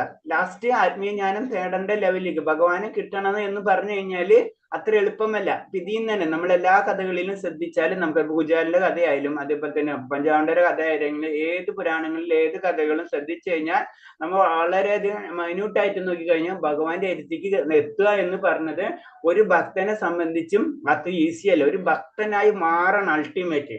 അവിടെ എത്തണം വരെ പരീക്ഷണ ഘട്ടങ്ങൾ കുറെ ഉണ്ടാവും. അപ്പൊ അതേപോലെ തന്നെ ഇപ്പൊ നമുക്കറിയാം ഇവരെ കാര്യം, ദ്രൗപദിയുടെ പഞ്ചപാണ്ഡവരുടെ കഥ നമുക്കറിയാം. അനുഭവിച്ച യാതനകൾ പാണ്ഡവരാണെങ്കിൽ തികഞ്ഞ ധാർമ്മികൾ, പഞ്ചാലി ലക്ഷ്മി ദേവിക്ക് തുല്യമാണ്. അപ്പൊ പാണ്ഡവരോ ശരിക്കും അനുഭവിക്കുകയാണ്, പലതരം യാതനകൾ അനുഭവിക്കുകയാണ്. എന്നാൽ അവര് ധാർമ്മികരുമാണ്. അപ്പൊ ധർമ്മം ചെയ്ത് നല്ല രീതിയിൽ ജീവിക്കുന്ന വ്യക്തികൾക്ക് യാതനകൾ മാത്രമുള്ളൂ. നമ്മൾ സാധാരണ ജനസമൂഹത്തിൽ നമുക്ക് ഭൗതികമായിട്ട് പല വ്യക്തികളും പല രീതിയിൽ ഇങ്ങനെ പറയല്ലേ, കാരണം അവരിങ്ങനൊക്കെ ചെയ്തിട്ട് എന്താ കാര്യം, അതാണ് പറഞ്ഞത്. അത് ഈ കഥകളിൽ നിന്ന് നമുക്ക് മനസ്സിലാകാം. കാരണം അത്രയും നമ്മൾ അനുഭവിക്കും. കാരണം എന്ന് വെച്ചാൽ ഭഗവാനിലേക്ക് അടുക്കും തോറും ആ പ്രശ്നങ്ങൾ. അപ്പൊ നമ്മൾക്ക് ഞാൻ ജനറൽ ആയിട്ടുള്ളത് ഇതൊക്കെ ഏറ്റവും ടോപ്പ് ലെവലിലുള്ള, നമ്മളെ പറ്റി നമുക്ക് ടെൻഷൻ ഇല്ല. നമ്മളൊക്കെ അങ്ങനത്തെ ലെവലിലേക്കൊന്നും ആയിട്ടില്ല. അത് കാരണം കൊണ്ട് നമുക്ക് പ്രശ്നമില്ല. പിന്നെന്താണ്, ധാർമ്മികൻ പാഞ്ചാലി ലക്ഷ്മി ദേവിക്ക് തുല്യമാണ്. അപ്പൊ എന്താണ്, പാണ്ഡവരാണെങ്കിൽ ധാർമ്മികർ, പാഞ്ചാലിയാണെങ്കിൽ ലക്ഷ്മി ദേവിക്ക് തുല്യം. അപ്പൊ കൃഷ്ണൻ അവരെ സുഹൃത്ത്. എന്നിട്ടും ഇത്രയേറെ കർഷണങ്ങളും ക്ലേശങ്ങളും അവർക്ക് സഹിക്കേണ്ടി വന്നതിലാണ് ഭീഷ്മർക്ക് അത്ഭുതം. അപ്പൊ ഇത്തരം ധർമ്മം ചെയ്യുന്ന വ്യക്തികളാണ് പാണ്ഡവര്. ലക്ഷ്മി ദേവി തന്നെയാണ് പാഞ്ചാലി. കൃഷ്ണൻ അവരെ സുഹൃത്താണ്. എന്നിട്ട് ഇവര് കഷ്ടപ്പെടുന്ന. അപ്പൊ അതെങ്ങനെയാണ്, അത് ഭീഷ്മർക്ക് മനസ്സിലാവുന്നുണ്ടായിരുന്നില്ല. അതാണ് ഭീഷ്മർക്ക് അത്ഭുതം എന്ന് പറഞ്ഞത്. അതിസാധാരണ ഈ ക്ലേശങ്ങൾക്ക് മുന്നിലും ദ്രൗപദി ഭയാത്മശാലിയായില്ല. കൃഷ്ണൻ തങ്ങളുടെ സുഹൃത്തായതുകൊണ്ട് തീർച്ചയായും ആത്യന്തികമായി തങ്ങൾ രക്ഷപ്പെടുമെന്ന് അവർക്കറിയാമായിരുന്നു. കാരണം കൃഷ്ണനിൽ അത്ര അടിയുറച്ച വിശ്വാസം ആർക്കുണ്ടായിരുന്നു, പാണ്ഡവർക്കും ദ്രൗപദിക്ക് ഉണ്ടായിരുന്നു. അത് കാരണം കൊണ്ട് അവർക്കറിയാം തങ്ങൾ ആത്യന്തികമായി ലാസ്റ്റ് നമ്മൾ എന്തായിരുന്നു അത് രക്ഷപ്പെടും, അല്ലെങ്കിൽ ആ ഭഗവാന്റെ കരുണ ഞങ്ങൾക്ക് ലഭിക്കുമെന്ന് അത്രയും ഉറപ്പുണ്ടായിരുന്നു. അതാണ് നമ്മളായ ഭക്തിയുത സേവനങ്ങൾ. ഭക്തി എന്ന് പറയുന്നത് ഒരു ദിവസം കൊണ്ടോ ഒരു സെക്കൻഡ് കൊണ്ടോ ഒന്നും ലഭിക്കുന്നതല്ല. അത് അതിന്റെ പാകപ്പെടുത്ത് നമ്മൾ കൊണ്ടുവരണം. എന്നാലേ നമ്മൾ അതിലേക്ക് ഉയർച്ച ഉണ്ടാവുകയുള്ളൂ. അപ്പൊ അതാണ് പറഞ്ഞത്, നമുക്ക് ഒരിക്കലും ചിന്തിക്കാൻ പറ്റാത്ത കാര്യങ്ങൾ നമ്മൾ ചെയ്യും എന്ന് ചിന്തിക്കുന്നതാണ് ഏറ്റവും വലിയ ഉയർച്ച. അതിനൊരു ഉദാഹരണം നമുക്ക് പറഞ്ഞിട്ടുണ്ടല്ലേ, കുരുവിയുടെ കഥയൊക്കെ നമുക്കറിയാം. സമുദ്രം കുടിക്കാൻ ശ്രമിക്കണം, അത് ചിന്തിക്കാനേ പറ്റില്ല. അതേപോലെ തന്നെ ഭക്തിയില് നമുക്ക് ചിന്തിക്കാൻ പറ്റാത്ത കാര്യങ്ങൾ സാധ്യമായി തീരും. ശ്രീമദ് ഭാഗവതത്തിൽ 11-ാം സ്കന്ധത്തിൽ 2-ാം അധ്യായത്തിൽ 53-ാമത്തെ ശ്ലോകത്തിൽ പറയുന്നത് എന്താണ്, നിമി മഹാരാജാവിനോട് ഋഷഭ ദേവന്റെ പുത്രനായ ഹരി ഇങ്ങനെ പറയുന്നു, രാജൻ ഭഗവാന്റെ പാദാരവിന്ദങ്ങളെ സേവനത്തിൽ നിന്ന് ഇതല്ലാതെ മറ്റൊന്നും പൂജനീയമായിട്ടോ അഭിലാഷങ്ങൾക്ക് തക്കമായിട്ടോ ഇല്ലെന്ന് ഉറച്ച വിശ്വാസത്തോടെ ഒരു നിമിഷം പോലും വ്യതിചലിക്കാത്തവനാണ് ഇന്ദ്രനെ പോലെയുള്ള ദേവന്മാർ ആഗ്രഹിക്കുന്ന അവസ്ഥ. ഉത്തമ ഭക്തൻ. അപ്പൊ ആ ഭക്തിയുടെ ലെവൽ, ഒരു ഉത്തമ ഭക്തൻ എന്ന് പറയുമ്പോ എന്താണ് എന്ന് പറയുന്നത്, ഒരു ഉത്തമ ഭക്തൻ എന്താണ്? ഭഗവാന്റെ സന്തോഷം, അതിൽ ഉറച്ച വിശ്വാസം, അതിൽ നിന്ന് ഒരു നിമിഷം പോലും വ്യതിചലിക്കാത്ത അവസ്ഥ, ഭഗവാന്റെ പാദാരന്ധങ്ങളിലെ സേവനം, ഇതല്ലാതെ മറ്റൊരു പൂജ ഇല്ല എന്നുള്ള വിശ്വാസം, ഇങ്ങനത്തെ ഉള്ള വ്യക്തിനെയാണ് ശരിക്കും ഉത്തമ ഭക്തൻ എന്ന് പറയുന്നത്. എല്ലാവരും ആഗ്രഹിക്കുന്നതാണ്, ഇന്ദ്രൻ പോലുള്ള ദേവന്മാരും ആഗ്രഹിക്കുന്നതാണ് ആ അവസ്ഥ. ഇന്ദ്രൻ എന്ന് പറയുമ്പോൾ അറിയാം, ഏറ്റവും സ്വർഗത്തിലെ രാജാവാണ് അല്ലെ. അപ്പൊ ആ ഒരു രാജാവിനടക്കം എന്താണ്? ഭഗവാന്റെ പാദാരന്ധങ്ങളിൽ സേവനം അർപ്പിക്കുക, ആ ആഗ്രഹമാണ് ഇന്ദ്രന് പോലുമുള്ള. അങ്ങനത്തെ ഭക്തനെയാണ് ഉത്തമ ഭക്തൻ എന്ന് പറയുന്നത്. സർവവും ഭഗവാന് സമർപ്പിക്കുക, പൂർണ്ണമായ ആത്മാർപ്പണത്തെ കുറിച്ച് ഭാഗവതത്തിൽ 11-ാം സ്കന്ധത്തിൽ 21, 20, 34 ഭഗവാൻ പറയുന്നുണ്ട്. മറ്റെല്ലാ പ്രവർത്തനങ്ങളും ഉപേക്ഷിച്ച് എന്നിൽ അർപ്പണം ചെയ്യുന്നവൻ ഈ ജന്മത്തിൽ, ഇനിയുള്ള ജന്മത്തിൽ ഞാൻ വ്യക്തിപരമായി തന്നെ സംരക്ഷിക്കും. അപ്പൊ നോക്കിയാൽ ഇത് ഭാഗവതത്തിലും പറയുന്നുണ്ട്, സെയിം ഏതും ഭഗവതിയിൽ പറഞ്ഞ പോലെ തന്നെ അല്ലെ. 18 ഭഗവാൻ പറയുന്നുണ്ട്. അപ്പൊ ഇതേപോലെ തന്നെ ഭാഗവതത്തിലും ഇതിനെ പറ്റിയിട്ടുള്ള ശ്ലോകം നമുക്ക് കാണാം. അതിലും എന്ത് പറഞ്ഞ, മറ്റെല്ലാ പ്രവർത്തനങ്ങളും ഉപേക്ഷിച്ച്, അതിനാണ് ഭഗവതിയിൽ പറഞ്ഞത് അല്ലെ, സർവധർമ്മ പരിത്യജ, മറ്റെല്ലാ പ്രവർത്തനങ്ങളും ഉപേക്ഷിച്ച് എന്നിൽ സ്വാർപ്പണം ചെയ്യുന്നവന്റെ ഈ ജന്മത്തിലും ഇനിയുള്ള ജന്മത്തിലും ഞാൻ വ്യക്തിപരമായി തന്നെ സംരക്ഷിക്കും. തീർച്ചയായിട്ടും ഞാൻ അവനെ സംരക്ഷിച്ചിരിക്കുന്നു, ഭാഗവതത്തിലും പറഞ്ഞു തരുന്നുണ്ട്. കൃഷ്ണന്റെ പാദാരന്ധങ്ങളിൽ സ്വാർപ്പണം ചെയ്യുന്ന നിമിഷം മുതൽ സർവ്വത പാപങ്ങളിൽ നിന്നും അവന്റെ സംരക്ഷണം കൃഷ്ണൻ ഉറപ്പു നൽകുന്നു. വേണ്ട നിർദ്ദേശങ്ങളെല്ലാം ആന്തരികമായി തന്നെ നൽകി ആത്മീയ സമ്പൂർണതയിലേക്കുള്ള പ്രയാണത്തിൽ ഭക്തനെ ഭഗവാൻ സഹായിക്കുകയും ചെയ്യുന്നു. അപ്പൊ എന്താണ്, ഭഗവാന് 100% സമർപ്പിക്കുന്ന ഒരു അവസ്ഥയിലേക്ക് നമ്മെ നോക്കി എത്തിക്കഴിഞ്ഞാൽ പിന്നെ ഭഗവാനാണ് ചെയ്യുന്നത്, പിന്നെ നമ്മളല്ല ചെയ്യുന്നത്, പിന്നെ ഭഗവാനല്ലേ ഏറ്റെടുത്തോളൂ. അത് ദ്രൗപദിയുടെ കഥയായിട്ട് അറിയാല്ലേ. ലാസ്റ്റ് സറണ്ടറിലേക്ക് എത്തിക്കഴിഞ്ഞാൽ പിന്നെ അതോട് കഴിയും. ആ സറണ്ടർ എത്തുന്ന വരെയാണ് നമുക്ക് ഈ പ്രോബ്ലംസ് വരാം. അത് പ്രോബ്ലംസ് എന്ന് പറഞ്ഞു കഴിഞ്ഞാൽ നമ്മൾ അത്രയും പെർഫെക്റ്റ് ആയിക്കൊണ്ടിരിക്കുകയാണ് അന്ന്. പിന്നെ നിമിഷം മുതൽ സർവ്വ പാപങ്ങളിൽ നിന്നും അവന്റെ സംരക്ഷണം കൃഷ്ണൻ ഉറപ്പു നൽകുന്നു. വേണ്ട നിർദ്ദേശങ്ങളെല്ലാം ആന്തരികമായിട്ട് തന്നെ ആത്മസമ്പൂർണത്തിലേക്കുള്ള പ്രയാണത്തിൽ ഭക്തനെ ഭഗവാൻ സഹായിക്കുകയും ചെയ്യുന്നു. അപ്പൊ എന്താണ്, ഉള്ളിൽ നിന്ന് തന്നെയുള്ള പിന്നെ ഭഗവാൻ നിർദ്ദേശങ്ങൾ ചെയ്യണമാണ്. ആ സറണ്ടർ മൂഡിലേക്ക് എത്തിക്കഴിഞ്ഞാൽ പിന്നെ ഭഗവാൻ ഉള്ളിൽ ആന്തരികാമിയായി എന്നാ പറയുന്നത്, ആന്തരികമായിട്ട് തന്നെ ഇരുന്ന് ഭഗവാൻ നമ്മൾ ഉപദേശങ്ങൾ നൽകി ഭക്തനെ സഹായിക്കുകയും ചെയ്യും. അപ്പൊ നമ്മൾ പറയില്ലേ, നമ്മൾ ഫസ്റ്റ് ഭഗവാനിലേക്ക് സറണ്ടർ എന്നുള്ള ലെവലിലേക്ക് എത്തിക്കഴിഞ്ഞാൽ പിന്നെ എല്ലാതും ഭഗവാനാണ് ചെയ്യുന്നത്. ഈ സ്വാർപ്പണത്തിന് ആത്മനിവേദനം എന്ന് പറയുന്നത് ശബ്ദത്തെ വ്യത്യസ്ത രീതിയിലാണ് പ്രാമാണികന്മാർ പലരും നിർവചിച്ചിരിക്കുന്നത്. ആത്മാവ്, മനസ്സ്, ശരീരം എന്നീ അർത്ഥങ്ങളെല്ലാം സത്ത് എന്ന് വിശദീകരിക്കപ്പെട്ടിട്ടുണ്ട്. ആത്മനിവേദനം എന്ന് പറഞ്ഞത് എന്താണ്? നമ്മൾ എല്ലാതും സമർപ്പിക്കുക, അവിടെ ആത്മാവും മനസ്സും ശരീരവും എല്ലാ അർത്ഥത്തിലും അങ്ങനെ സമർപ്പിക്കുന്നതിനാണ് ആത്മനിവേദനം. എൻ്റെ ശരീരമാണെങ്കിലും എൻ്റെ മനസ്സാണെങ്കിലും എൻ്റെ ആത്മാവാണെങ്കിലും ഞാൻ ഭഗവാന് സമർപ്പിക്കുന്നു. അതാണ് നമ്മളെ സത്വം എന്ന് പറയുന്നത് അല്ലെ. മൂന്നും വേണം, മൂന്നുണ്ടാകുമ്പോഴേ നമ്മൾ പരിപൂർണ്ണമാവുള്ളൂ. ആത്മാവ്, മനസ്സ്, ശരീരം. ഭൗതിക ലോകത്തിൽ ഈ മൂന്നും ഉണ്ട് അല്ലെ. അത് മുഴുവനും നമ്മൾ ഭഗവാന് സമർപ്പിക്കുന്ന രീതി, അതാണ് ആത്മനിവേദനം എന്ന് പറയുന്നത്. പിന്നെ അതുകൊണ്ട് പൂർണ്ണമായ സ്വാർപ്പണം എന്ന് പറഞ്ഞാൽ ആത്മാവ് മാത്രമല്ല ഉദ്ദേശിക്കപ്പെട്ടിട്ടുള്ളത്, ശരീരവും മനസ്സും ആത്മാവും ഒപ്പം ഭഗവത് സേവനത്തിനായി സമർപ്പിക്കുന്നു. ആത്മാവ് കൊണ്ട് മാത്രമല്ല ഭഗവാന്റെ സമർപ്പണം, നമ്മളെ ശരീരവും മനസ്സും അതും ഉൾപ്പെടുന്നതാണ് ശരിക്കും പൂർണ്ണ സമർപ്പണം.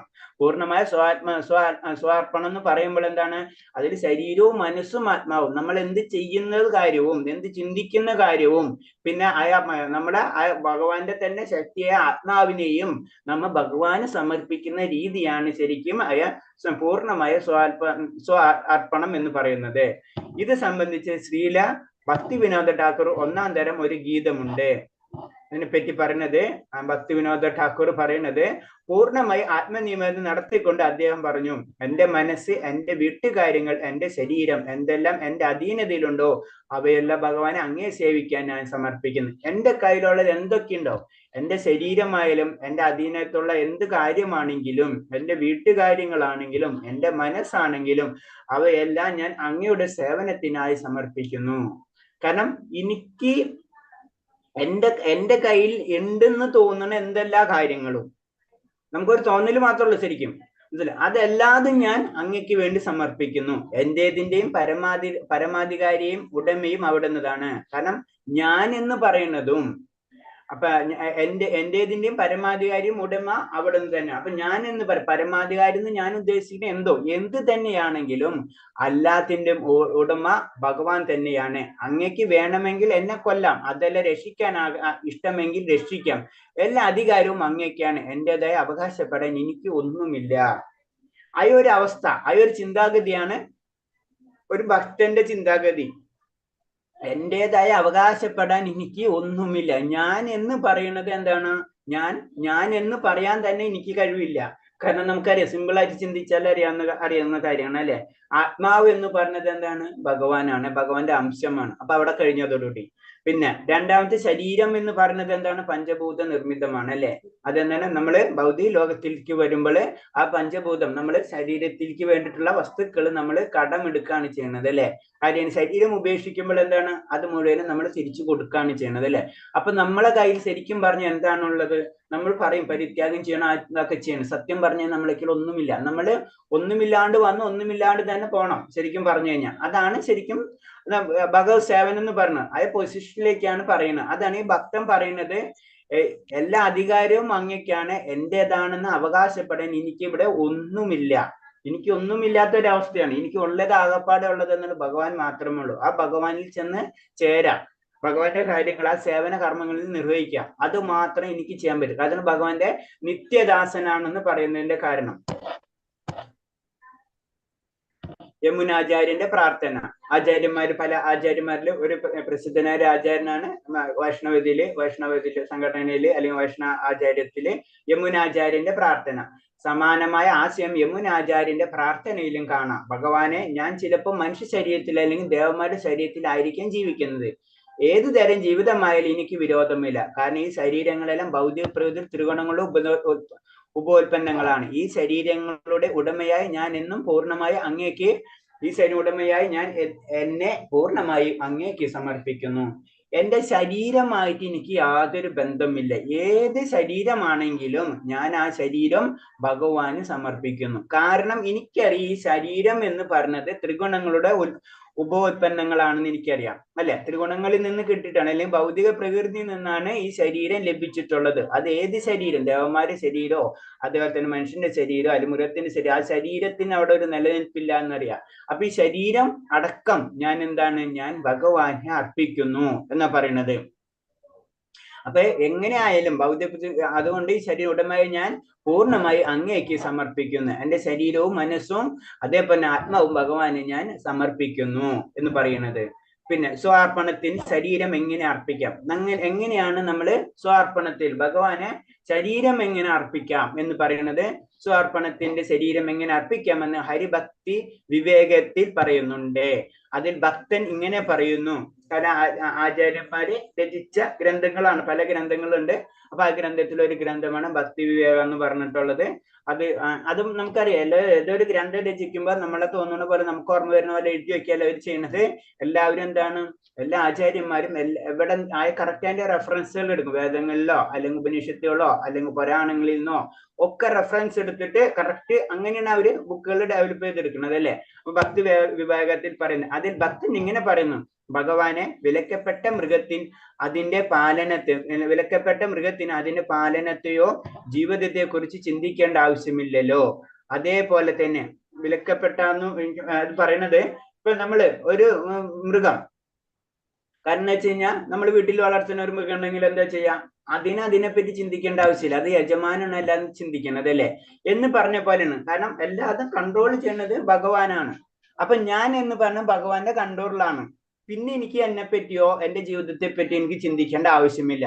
അതേപോലെ എന്റെ ശരീരം അങ്ങേക്ക് ഞാൻ ഉപേക്ഷിച്ച് കഴിഞ്ഞിരിക്കുമെന്ന് സ്ഥിതിക്ക് ഇനി എനിക്കൊരിക്കലും അതിന്റെ പാലന പോഷണത്തെ കുറിച്ച് വേവലാതിപ്പെടേണ്ടതില്ല. ശരീരം എങ്ങനെ സമർപ്പിക്കുന്നു എന്ന് ചിന്തിക്കുന്നതാണ് ആചാര്യന്മാർ. വലിയ ആചാര്യന്മാർ ചിന്തിച്ചു കഴിഞ്ഞാൽ അവർ ശരീരത്തിനൊന്നും വലിയ ഇമ്പോർട്ടൻസ് കൊടുക്കുന്നതായിട്ട് കാണാറില്ല നമ്മൾ അല്ലെ. കാരണം എന്താണ്? അവരെ ശരീരമടക്കം ഭഗവാന് സമർപ്പിച്ചിരിക്കുകയാണ്. ഈ ശരീരം പിന്നെ എന്ത് തന്നെയായാലും അവർക്ക് പ്രശ്നമില്ല. അവർക്ക് ഇന്ന് ഒരു നേരത്തെ പ്രസാദം ലഭിച്ചാലും ലഭിച്ചില്ലെങ്കിലും ഇന്ന് കിടക്കാൻ ഒരു കുടില് കിട്ടിയാലും കൊട്ടാരം കിട്ടിയാലും അവർക്ക് ആ സംഭവമേ ഇല്ല. ഈ ശരീരമടക്കം ഭഗവാന് സമർപ്പിച്ചിരിക്കുന്ന ഒരു അവസ്ഥ. അതാണ് ശരിക്കും, അതാണ് ശരീരം എങ്ങനെ സമർപ്പിക്കണം എന്ന് പറയുന്നത്. അതായത് വ്യക്തിപരമോ കുടുംബ ബന്ധവുമായ പാലന ജീവിതത്തെ കുറിച്ച് വിഷമിക്കേണ്ട എന്നർത്ഥം. പിന്നെ വ്യക്തിപരം, ഞാൻ എൻ്റെ കുടുംബം, അല്ലെങ്കിൽ ഞാൻ എൻ്റെ ശരീരം, ഇതൊന്നും നമ്മൾ ചിന്തിക്കാത്ത ഒരവസ്ഥ, ആ വിഷമിപ്പിക്കേണ്ട അവസ്ഥ, അതാണ് പറഞ്ഞത് നമ്മുടെ ശരീരടക്കം ഭഗവാന് സമർപ്പിക്കുന്നത് എന്ന് പറയുന്നത്. ആ ലെവലിൽ എത്തുമ്പോഴാണ് നമ്മൾ ഭക്തൻ എന്ന് പറയുന്നത്. അതേവരെ നമ്മൾ എപ്പോഴും പറയാ നമ്മൾ ഭക്തി പ്രാക്ടീസ് ചെയ്തുകൊണ്ടിരിക്കുന്നത്. അതാണ് വേദങ്ങളിലടക്കം ഭഗവാൻ തന്നെ ആ വേദം ഉണ്ടാക്കിയപ്പോഴും എന്താണ് കർമ്മകാണ്ഡം പറഞ്ഞിട്ടുള്ളത്, അല്ലെ, വർണ്ണാശ്രമ ധർമ്മങ്ങൾ പറഞ്ഞിട്ടുള്ളത്. കാരണം എന്താണ്, കലിയുഗത്തില് ഇങ്ങനെ നമ്മളെ പോലെയുള്ള പതിതമായ ആത്മാക്കൾക്ക് പെട്ടെന്ന് നമ്മൾ വിചാരിക്കണ പോലെ തന്നെ ഒരു സെക്കൻഡ് കൊണ്ട് ഒരു കാര്യം ലഭിക്കില്ല. ഇത് ഒരു സീക്വൻസ് ആണ്. അതും പറയുന്നുണ്ട്, ഒരു ജന്മം കൊണ്ടൊന്നും തീരണ കാര്യമല്ല, പല ജന്മം, അതും ഒക്കെ ക്ലിയർ ആയിട്ട് നമുക്ക് പറഞ്ഞു തരുന്നതാണ്. അപ്പൊ എന്താണ് നമ്മൾ മനസ്സിലാക്കേണ്ടത് ഇന്നൊക്കെ? കാരണം നമ്മൾ ദൈനംദിന ജീവിതത്തിലേക്ക് നമ്മളെ ഭക്തി കൊണ്ടുവരണം. അത് പതുക്കെ പതുക്കെ നമ്മൾ കൊണ്ടുപോയി ഈ ജന്മം തീരുന്ന സമയത്ത് ചിലപ്പോൾ നമുക്ക് കിട്ടാം, കിട്ടില്ലെങ്കിൽ അടുത്ത ജന്മത്തിലേക്ക് നമുക്ക് കടക്കാം. അതും ഭഗവത്ഗീതയിൽ ഭഗവാൻ പറഞ്ഞു തരുന്നുണ്ട്. അങ്ങനെ പരിപൂർണമാക്കാൻ പറ്റിയിട്ടില്ലെങ്കിൽ അവർക്ക് വീണ്ടും അത് നല്ല രീതിയിൽ ജീവിക്കേണ്ടായ ഭക്തിയുത സേവനങ്ങൾ കൂടുതൽ കിട്ടാവുന്ന രീതിയിലുള്ള ജന്മങ്ങൾ നമുക്ക് ലഭിക്കുന്നു. അപ്പൊ എല്ലാ പോയിന്റും നമ്മൾ നോക്കിക്കഴിഞ്ഞാൽ ഇൻഡയറക്റ്റ് ആയിട്ട് നമ്മളോട് പറഞ്ഞു തന്നെ ഇത്രയുള്ളൂ, നിങ്ങൾക്ക് ചെയ്യാൻ പറ്റാവുന്ന കാര്യങ്ങൾ ഭക്തിയുത സേവനങ്ങൾ നിങ്ങൾ ചെയ്തിരിക്കണം. അതാണ് മനുഷ്യ ജന്മത്തിന്റെ ലക്ഷ്യം. കാരണം നമ്മൾ അങ്ങനെ ചെയ്തിട്ടില്ലെങ്കിൽ ചിലപ്പോൾ അടുത്ത ജന്മത്തിൽ വേറെ എന്തെങ്കിലും ആയി കഴിഞ്ഞാല് നമ്മൾ തീർച്ചയായിട്ടും നമ്മൾ വീണ്ടും അതിൽ പരിക്രമണം, അല്ലെ, അതാണ് നമ്മളത് കംപ്ലീറ്റ് ചെയ്തേ പറ്റൂ. അപ്പൊ അങ്ങനത്തെ കാര്യങ്ങൾ ശ്രദ്ധിക്കണമെന്ന് പറഞ്ഞുകൊണ്ടിരിക്കുകയാണ് നമ്മളോട്. ശരീരവും ആത്മാവും സമർപ്പിക്കപ്പെട്ടവന്റെ ഒരേ ഒരു താല്പര്യം ഭഗവത് സേവനം എന്നാണ് എപ്പോഴും ഓർക്കണം. അപ്പൊ നമ്മളെ ശരീരവും ആത്മാവും ഇത് രണ്ടും ഭഗവാന് സമർപ്പിക്കുക, ആ അവസ്ഥയാണ് ഭഗവത് സേവനം. ശരീരവും അതേപോലെ തന്നെ ആത്മാവും, അതിന്റെ അപ്പുറത്തേക്ക് ഒന്നും ചിന്തയില്ല. അപ്പൊ നമ്മളിപ്പോ പല ഭക്തന്മാർ നമ്മൾ ജനറൽ ആയിട്ട് നമ്മൾ പറയും, പക്ഷെ നമ്മൾ അറിയാം നമ്മൾ പിടിച്ചിട്ടാണ്. ഒരു സൈഡില് ഒരു കൈ കൊണ്ട് ഭഗവാനും വേണം, ഒരു കൈ കൊണ്ട് എന്തും വേണം, നമുക്ക് ഭൗതികതയും വേണം. ഈ അവസ്ഥയാണ് നമ്മൾ. അത് ദ്രൗപദിയുടെ ആ ഒരൊറ്റ ആലോചിച്ചാൽ മതി, ഒരു കൈ പിടിച്ചിട്ടാണ് ഭഗവാനെ വിളിക്കണത്, അല്ലേ. അപ്പൊ അങ്ങനത്തെ കാര്യങ്ങളാണ് അതിൽ പറഞ്ഞത്. അപ്പൊ ഒരു കൈ പിടിച്ചു കഴിഞ്ഞു കഴിഞ്ഞാൽ നമ്മളൊക്കെ പവർ ഉണ്ട്, മനസ്സിലായി. അപ്പൊ ഭൗതികത നമ്മളൊക്കെ നിലനിൽക്കുന്നുണ്ട്. ഇത് രണ്ടും വിടുമ്പോഴാണ് നമ്മള് ലിബറേഷൻ നടക്കണം നമുക്ക്. അതാണ് ശരീരവും ആത്മാവും സമർപ്പിക്കപ്പെട്ടവന്റെ ഒരേ ഒരു താല്പര്യം ഭഗവത് സേവനമാണ്. അത് കറക്റ്റ് സറണ്ടർ, ശരണാഗതി, ആ അവസ്ഥയിൽ എത്തുമ്പോഴാണ് നമ്മളൊരു ഭക്തൻ നമുക്ക് പറയാൻ പറ്റുള്ളൂ. സഹഭാവത്തിലുള്ള ഭക്തിയുത സേവനം ആത്മനിവേദനത്തിലൂടെയുള്ള ഭക്തിയുത സേവനം ഒരേപോലെ പ്രയാസമുള്ള രണ്ട് മാർഗമാണ്. അതുകൊണ്ട് ഭഗവത്മ ഇത്തരത്തിലുള്ള ബന്ധങ്ങൾ വളരെ അപൂർവമാണ്. അപ്പൊ എന്താണ് സൗഹൃദ ഭാവത്തിലുള്ള ഭക്തിയുത സേവനം, ആത്മനിവേദനത്തിലൂടെയുള്ള ഭക്തിയുത സേവനം ഒരേപോലെ പ്രയാസമുള്ള രണ്ട് മാർഗങ്ങളാണ്. അപ്പൊ സുഹൃത്ത് രൂപത്തിലാണെങ്കിലും അതേപോലെ തന്നെ ആത്മനിവേദന ഭാഗത്തിലൂടെ ആണെങ്കിലും രണ്ടും വളരെ ബുദ്ധിമുട്ടാണ്, വളരെ ഈസി അല്ല നമ്മുടെ ഭക്തിയുത സേവനങ്ങൾ എന്ന് പറയുന്നത്. അതുകൊണ്ട് ഭഗവാൻ ഇത്തരത്തിലുള്ള ബന്ധങ്ങൾ വളരെ അപൂർവമാണ്. അപ്പൊ പലതരത്തിലുള്ള ബന്ധങ്ങൾ നമുക്ക് ഭഗവാനായിട്ട് ഉണ്ടാക്കിയെടുക്കാം. സുഹൃത്ത് രൂപത്തിൽ ഉണ്ടാക്കാം, ആത്മനിവേദന രൂപത്തിൽ ഉണ്ടാക്കാം, ദാസ രൂപത്തിൽ ഉണ്ടാക്കാം, അങ്ങനെ ഏത് രൂപത്തിലും വേണമെങ്കിൽ ഉണ്ടാക്കാം. അതിൽ പറഞ്ഞ സുഹൃത്ത് രൂപത്തിലും അതേപോലെ തന്നെ ആത്മനിവേദന രൂപത്തിലും നമുക്ക് ഭക്തിയുത സേവനങ്ങൾ ചെയ്യാൻ വളരെ ബുദ്ധിമുട്ടായിരിക്കുന്ന പറഞ്ഞു.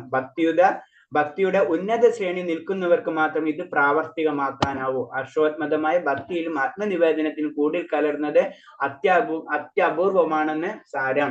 കാരണം ഇത് ഭക്തിയിലെ ഉന്നത ശ്രേണികൾക്ക് നിൽക്കുന്ന ഭക്തന്മാർക്ക് ഈ സുഹൃത്ത് ഭാവത്തിലും ആത്മനിവേദന ഭാവത്തിലും ഭക്തിയുത സേവനം നടത്താൻ കഴിയുള്ളൂ എന്നാ പറയുന്നത്.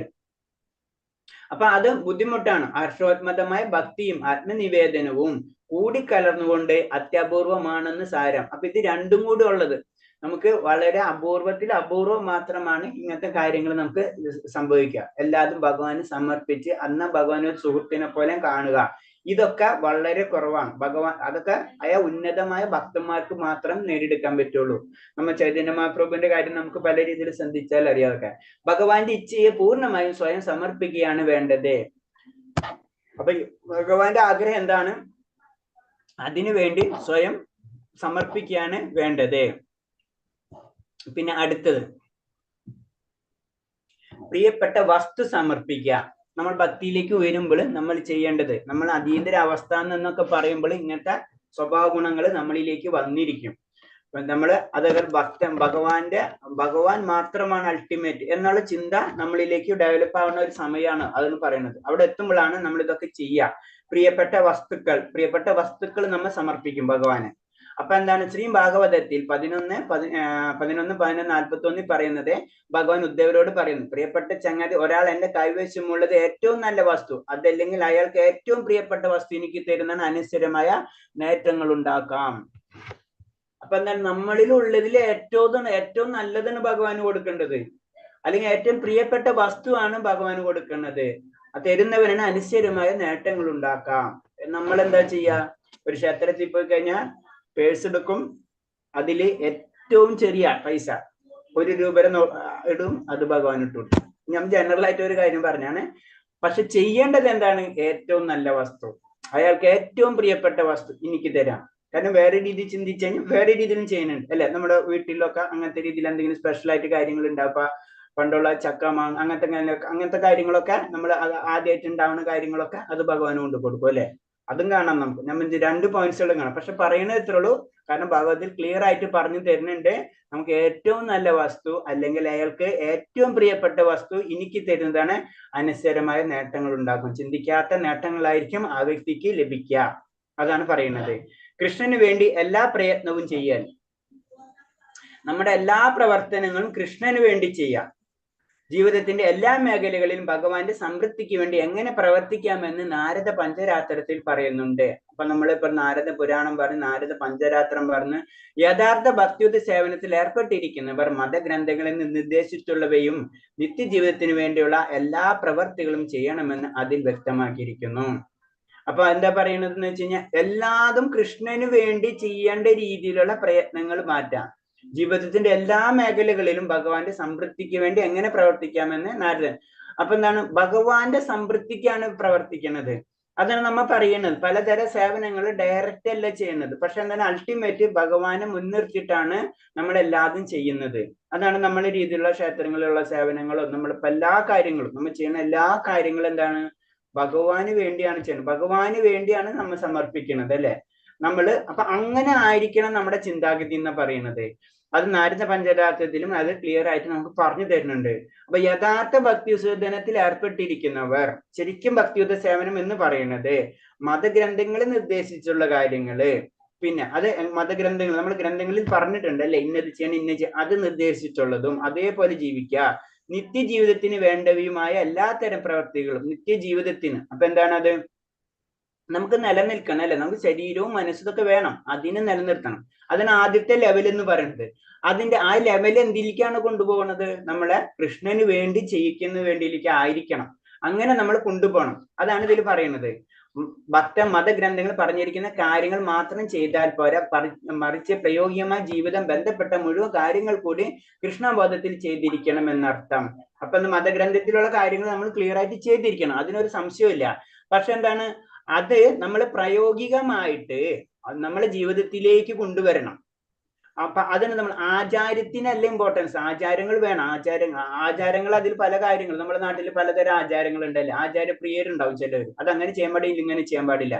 പക്ഷെ അതിന് ലക്ഷ്യം നമ്മൾ ചിന്തിക്കണം. നമ്മൾ എന്തിനാണ് ഈ കാര്യങ്ങൾ ചെയ്യുന്നത്? നമ്മൾ ഒരു കാര്യം ചെയ്യണ മുമ്പ് അത് നമ്മൾ മനസ്സിലാക്കണം, എന്തുകൊണ്ടാണ് ഞാൻ ഈ കാര്യങ്ങൾ ചെയ്യുന്നത്. അപ്പൊ പറഞ്ഞു. അപ്പൊ നമ്മളതാണ്, നമ്മളൊരു ഭൗതികമായിട്ടുള്ള കാര്യങ്ങൾ ചെയ്താലും അതെന്ത് കാര്യം ചെയ്യണം? അത് ഭഗവാന് വേണ്ടി ഉപയോഗിക്കേണ്ട രീതിയിലായിരിക്കണം നമ്മൾ ചെയ്യേണ്ടത്. അല്ലാണ്ട് വേദങ്ങളിൽ അത് മതഗ്രന്ഥങ്ങളിലും ഇങ്ങനെ പറഞ്ഞിട്ടുണ്ടല്ലോ, അപ്പൊ അത് വെച്ചിട്ട് എനിക്ക് അങ്ങോട്ട് ഉപയോഗിച്ചൂടെ? അങ്ങനെയല്ല. അത് എന്തിനാണ് ചെയ്യുന്നത്? അൾട്ടിമേറ്റ് ഭഗവാനിലേക്ക് നമ്മൾ കൊണ്ടുവരണം എല്ലാ കാര്യങ്ങളും. ഉദാഹരണത്തിന് വമ്പിച്ച ഒരു ഫാക്ടറി ഉടമയായ ഭക്തൻ ആ സ്ഥാപനത്തിൽ നിന്ന് ലഭിക്കുന്ന ഭൗതിക നേട്ടങ്ങൾ ഭഗവത് സേവനത്തിനായി ഉപയോഗിക്കണം. നമുക്കൊരു ഫാക്ടറി നടത്തണോണ്ടോ വേറൊരു കാര്യം നടത്തണോണ്ടോ ഒരു പ്രശ്നമില്ല. പക്ഷെ എന്താണ്? അത് നമ്മൾ പറഞ്ഞിട്ടുണ്ട് അല്ലെ? രൂപഗോസ്വാമി അതിന്റെ കറക്റ്റ് ആയിട്ട് എന്ന് പറഞ്ഞാൽ അതിലൊരു ഫോർമുല വർക്ക് ഉണ്ടാക്കി തന്നിട്ടുണ്ട്.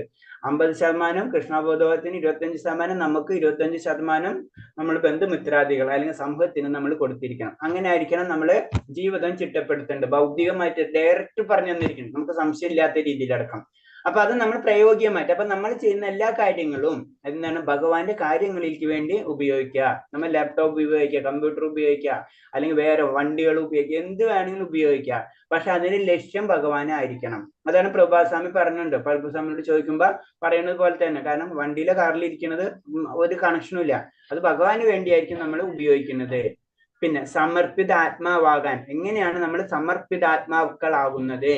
സ്വാർപ്പണത്തിനെ കുറിച്ച് ഹരിഭക്തി വിലാസത്തിൽ ഇങ്ങനെ പറയുന്നു: താൻ അങ്ങയുടേത് മാത്രമാണെന്നുള്ള ദൃഢമായ വിശ്വാസത്തോടെ അങ്ങയിൽ സമർപ്പിതനായ ഒരാളുടെ മനോവാക്ക് ശരീരങ്ങൾ പൂർണ്ണമായി ആ രീതിയിൽ പ്രവർത്തിക്കുന്നുവെങ്കിൽ അയാൾക്ക് അതീന്ദ്രമായ പരമാനന്ദം ആസ്വദിക്കാനാവും.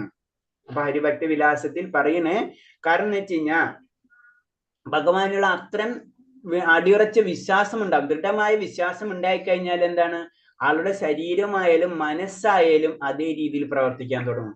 അടിയുറച്ച വിശ്വാസം വന്നു കഴിഞ്ഞാൽ നമ്മളെ ശരീരവും മനസ്സും, കാരണം അത് പിന്നെ നമ്മളെ ഭൃത്യനായി മാറി. അതിന് മുന്നേ അത് യജമാനനായിരുന്നു, മനസ്സും ശരീരവും അല്ലെ. ഒന്നില്ലെങ്കിൽ നമ്മളോട് പറയും, തിരിച്ചു വരുമ്പോഴോ നമ്മ പറയുന്നത്. അപ്പൊ അങ്ങനെ വരും. അതിന് നമ്മുടെ മനസ്സും ശരീരവും പൂർണ്ണമായി ഭഗവാന് വേണ്ടി പ്രവർത്തിക്കുന്നെങ്കിൽ അയാൾ അതീന്ദ്രമായ പരമാനന്ദം അനുഭവിക്കും. അപ്പൊ 3 പേരും, അതായത് ആത്മാവും ശരീരവും മനസ്സും ഒരേപോലെ പ്രവർത്തിക്കുക. അവിടെ എത്തുമ്പോഴാണ് നമുക്ക് പരമാനന്ദം ആസ്വദിക്കാൻ പറ്റുക. അല്ലാന്ന് വെച്ചാൽ എന്താ സംഭവിക്കുന്നത്, ആത്മാവ് എപ്പോഴും പരിപൂർണതയിലാണ്, പക്ഷെ അതിന്റെ ചുറ്റുപാടും എന്താണ്, ഭൗതികയിൽ അന്വേഷിച്ചുകൊണ്ടിരിക്കുകയാണ് അല്ലെ. ഒരു 3 പേര് ഒരു സ്ഥലത്തേക്ക് പോകുന്നേക്കുക. ഒരാള് ഇപ്പൊ നമുക്ക് പോകേണ്ട എറണാകുളത്താണ്, അപ്പൊ ഒരാൾ തൃശ്ശൂർക്കും ഒരാൾ എന്താ കോഴിക്കോട്ടും പോയാലും എന്താ അവസ്ഥ, ആകെ ഡിസ്റ്റർബ് ആവും അല്ലെ. ഒരു കുടുംബത്തിൽ നിന്ന് ഒരു തീർത്ഥയാത്രയ്ക്ക് പോയിട്ട് ആ തീർത്ഥയാത്രയിൽ നിന്നും ചെല്ലുമ്പോൾ അവിടെ ചെന്നിട്ട് ഒരാൾ വേറെ സ്ഥലത്ത് പോകുമ്പോൾ എന്താണ്, ആ ഗ്രൂപ്പ് ആകെ ടെൻഷൻ ആവും എവിടേക്കും. ഇത് തന്നെയാണ് ഇപ്പോഴത്തെ നമ്മുടെ അവസ്ഥ. ഈ 3 പേരും, നമ്മളെ 3 പേരും തന്നെ നമുക്ക് ഇൻഡയറക്റ്റ് ആയിട്ട് പറയാം. കാരണം മനസ്സും ശരീരവും ആത്മാവും ഇത് 3ഉം ഒന്നാവുന്ന ഒരവസ്ഥ. അങ്ങനെ അവസ്ഥയിൽ എത്തുമ്പോഴാണ് ആ വ്യക്തി അതീന്ദ്രമായ പരമാനന്ദം ആസ്വദിക്കാൻ കഴിയുള്ളൂ. കാരണം ആളുടെ ആത്മാവ് പരമാനന്ദത്തിൽ തന്നെയാണ്. അതാണ് നമ്മ പറയുന്നുണ്ട് അല്ലെ. അത് കാരണം കൊണ്ടാണ് ആത്മാവ് എന്താണ് ഒന്നും ചെയ്യുന്നില്ല, ചെയ്യിക്കുന്നില്ല, ഏത് സമയത്തും ആനന്ദിത്. പക്ഷെ എന്താ, ഇവര് കാരണമുണ്ട്. അപ്പുറത്തുള്ള ഈ 2 വ്യക്തികൾ, ഏത് മനസ്സും ശരീരം, ഇത് കാരണം കൊണ്ടാണ് ആത്മാവിന് ആ ആനന്ദം അനുഭവിക്കാൻ പറ്റാത്തെന്ന് പറഞ്ഞാൽ അത് മുഴുവനും ഉൾക്കൊള്ളാൻ പറ്റാത്തത്. അത് ഒന്നാണെന്ന ഒരു തോന്നൽ വരണം, അത് എന്നെ ഡിസ്റ്റർബ് ചെയ്യുന്ന ഒരു അവസ്ഥയിലേക്ക് പോവുകയാണ് ചെയ്യുന്നത്. അതാണ് പറഞ്ഞത്. അപ്പൊ മനസ്സും ശരീരവും ആത്മാവും ഒന്നാവുന്ന ഒരു അവസ്ഥ, അങ്ങനെ എത്തുമ്പോഴാണ് നമുക്ക് കറക്റ്റ് ആയിട്ട് അതീന്ദ്രിയായ ആനന്ദം ആസ്വദിക്കാൻ കഴിയുള്ളൂ. തുളസി തുടങ്ങിയ ചെടികളെ വൃക്ഷങ്ങളും പരിചരിക്കൽ, ഇതും നമ്മളെ എന്താണ് അതീന്ദ്ര അവസ്ഥയിലേക്ക് കൊണ്ടുപോകാനുള്ള കാര്യങ്ങളാണ്. കാരണം നമ്മൾ ഈ അതീന്ദ്ര അവസ്ഥയിലേക്ക് കടക്കുമ്പോൾ, അല്ലെങ്കിൽ ആ അവസ്ഥയിലേക്ക് പതുക്കെ നീങ്ങുമ്പോൾ നമ്മൾ ഇതൊക്കെ പതുക്കെ ചെയ്യാൻ തുടങ്ങും, അല്ലെങ്കിൽ നമ്മളിത് ചെയ്യില്ല. സ്കന്ദ പുരാണത്തിൽ തുളസി ചെടിയെ ഇങ്ങനെ പ്രകീർത്തിക്കുന്നു: പാപ സഞ്ചയങ്ങളെ മുഴുവൻ ഒറ്റ നിമിഷം കൊണ്ട് നശിപ്പിക്കാൻ കഴിയുന്ന തുളസി ചെടിയെ ഞാൻ സാദരം പ്രണമിക്കുന്നു. സ്കന്ദ പുരാണത്തിൽ പറയുന്ന ഒരു കോട്ടിംഗ് ആണ്. കാരണം എന്ന് വെച്ച് കഴിഞ്ഞാല് എന്റെ പാപകർമ്മങ്ങളെ, നമ്മുടെ പാപകർമ്മങ്ങളെ മുഴുവനും ഒരു നിമിഷം കൊണ്ട് നശിപ്പിക്കാൻ കഴിയുന്ന പറയുന്നത്. അത് കാരണം കൊണ്ട് ഞാൻ ആ തുളസി ചെടിയെ ഞാൻ സാദരം പ്രണമിക്കുന്നു. ഈ ചെടിയെ സ്പർശം മാത്രം മതി എല്ലാ കഷ്ടപ്പാടുകളിൽ നിന്നും രോഗങ്ങളിൽ നിന്നും മോചനം നേടാൻ. തുളസി ചെടിയെ പ്രണമിക്കുകയും അതിനെ വെള്ളമൊഴിക്കുകയും ചെയ്യുന്നവർക്ക് യജമാന്റെ കോടതിയിൽ പോകേണ്ടി വരില്ല. അത്ര ഇമ്പോർട്ടൻസ് ആണ് കാരണം തുളസി ചെടിക്ക് കൊടുത്തിട്ടുള്ളത്. തുളസി ചെടി നടന്നു വരാൻ തീർച്ചയായും കൃഷ്ണൻ ഭക്തനായി തീരും. തുളസി ദളം കൊണ്ട് ഭഗവാന്റെ പാദാരവിന്ദങ്ങൾ അർച്ചിക്കുന്ന ഭഗവത് പ്രേമം സമ്പൂർണ്ണമാകും. അത്ര ഇമ്പോർട്ടൻസ് ആണ് നമ്മളെ തുളസിയെ പരിചരിക്കുക എന്നുള്ളത്. അതാണ് നമ്മളെ എല്ലാ വീട്ടിലും തുളസി ഉള്ളത്, നമുക്കറിയാം അതിന്റെ കാര്യങ്ങളൊക്കെ. അപ്പൊ തുളസിക്ക് അത്ര ഇമ്പോർട്ടൻസ് നമ്മൾ കൊടുക്കും. തുളസി ചെടിയിൽ വെള്ളം ഒഴിച്ചിരിക്കണം, നമ്മൾ തുളസിയെ നമ്മൾ പ്രാർത്ഥിച്ചിരിക്കണം തീർച്ചയായിട്ടും. അപ്പൊ അങ്ങനെ വരുമ്പോൾ പറയണെന്ന് വെച്ച് കഴിഞ്ഞാൽ, അങ്ങനെ വരുമ്പോഴോ നമുക്ക് ഭഗവാനിലുള്ള പ്രേമം സമ്പൂർണ്ണമാകുള്ളൂ എന്ന് പറയുന്നത്. അതാണ് നമ്മൾ തുളസി പൂജയ്ക്കൊക്കെ വളരെ ഇമ്പോർട്ടൻസ് കൊടുക്കണം. തുളസിയെ പ്രണമിക്കണം, തുളസി പൂജ ചെയ്യുന്നതും തുളസിയിലെ ഇല ഭഗവാന് സമർപ്പിക്കുന്നതും ഇതൊക്കെ ഇതിന്റെ പാർട്ടായിട്ടാണ് വരുന്നത്. എല്ലാവിധ തുളസിയും എല്ലാവിധത്തിലും തുളസി മംഗളദായകമാണ്. അതിന്റെ ദർശനം, സ്പർശനം, ശ്രവണ, സ്മരണം, അതിനോട് ആദരവുള്ള പ്രാർത്ഥന, ഇത് അതിനെ പ്രണമിക്കൽ, തുളസി ചെടി നട്ടുപിടിപ്പിക്കുക, ഇതെല്ലാം ശുഭകർമ്മങ്ങളാണ്. നമ്മൾ നല്ല കർമ്മങ്ങൾ ചെയ്യണം എന്ന് പറഞ്ഞത് അതിലൊരു കർമ്മമാണ് നമ്മൾ തുളസി ചെടിയെ നമ്മൾ നട്ടുപിടിപ്പിക്കല്. അതേപോലെ തന്നെ ദർശനം, സ്പർശനം, ശ്രവണം, സ്മരണം, അതിനോട് ആദരവോട്. അപ്പൊ നമ്മുടെ വീട്ടിൽ സാധാരണ തുളസി ഉണ്ടെങ്കിൽ നമ്മൾ അതിന് വളരെയധികം ശ്രദ്ധിക്കണം. സാധാരണ ഇതില് ചില സ്ഥലങ്ങളിൽ കുറെ തുളസിയൊക്കെ വളർത്തിയിട്ട് അതിനെ ശ്രദ്ധിക്കാതെ അതൊക്കെ ചെയ്യാൻ കാണാൻ നോക്കും. അങ്ങനെ നമ്മൾ ഒരിക്കലും ചെയ്യരുത്. വളരെ പരിപാവനമായിട്ടുള്ള ഒരു വസ്തുവാണ് അല്ലെ, ചെടിയാണ് ശരിക്കും തുളസി. അപ്പൊ അതേ രീതിയിൽ തന്നെ ആയിരിക്കണം നമ്മൾ ശ്രദ്ധിക്കേണ്ടത്. വളരെ ചുറ്റുപാടൊക്കെ വളരെ നീറ്റ് ആൻഡ് ക്ലീൻ ആയിരിക്കും. അത് തുളസി ദേവിയാണ്. തുളസി എന്ന് പറയുമ്പോൾ തുളസി ദേവിനെ പോലെ തന്നെയാണ് നമ്മൾ കണക്കാക്കേണ്ടത്. തുളസി ദേവിനെ എങ്ങനെയാണ് നമ്മൾ ആദരിക്കുന്നത്, പ്രണമിക്കുന്നത്, അത് തന്നെയാണ് തുളസി ചെടി. ആ അവസ്ഥയിൽ തന്നെ ആയിരിക്കണം നമ്മൾ തുളസിയെ കാണേണ്ടത്. ഈ പറഞ്ഞില്ല, അതായത് നമ്മൾ ഇതേപോലെ തന്നെ അതിനെ ദർശനം എടുക്കുക, സ്പർശിക്കുക, ശ്രവിക്കുക, സ്മരണം, ഇതിനൊക്കെ അങ്ങനെയൊക്കെ ചെയ്തു കഴിഞ്ഞാൽ ഈ പറഞ്ഞ ഏതെങ്കിലും ചെയ്യുന്നവൻ എക്കാലം വൈകുണ്ഠ ലോകത്തിൽ കഴിയാൻ സാധിക്കും എന്ന് സ്കന്ദ പുരാണത്തിൽ പറയുന്നു. അപ്പൊ തുളസി ചെടിക്കുള്ള ആ ഇമ്പോർട്ടൻസ് ആണ് ആ സ്കന്ദ പുരാണത്തിൽ പറഞ്ഞു തരുന്നത്. അത് പറയണത് ഇങ്ങനെ ചെയ്യുന്നവൻ തീർച്ചയായിട്ടും എവിടെ എത്തുന്ന പറഞ്ഞു, വൈകുണ്ഠ ലോകത്തിൽ എത്തും എന്നാ പറയുന്നത്. അത് സ്കന്ദ പുരാണത്തില് പറഞ്ഞു തരുന്ന ശ്ലോകമാണത്. ഹരേ കൃഷ്ണ. പറഞ്ഞതിൽ എന്തെങ്കിലും സംശയം ഉണ്ടോ? അല്ലെങ്കിൽ നമുക്ക് ചോദ്യത്തിലേക്ക് കിടക്കാം. ചോദ്യം ഇട്ടിട്ടുണ്ടായിരുന്ന ഹരേ കൃഷ്ണ, ഞാൻ പറഞ്ഞു കേൾക്കണ്ട?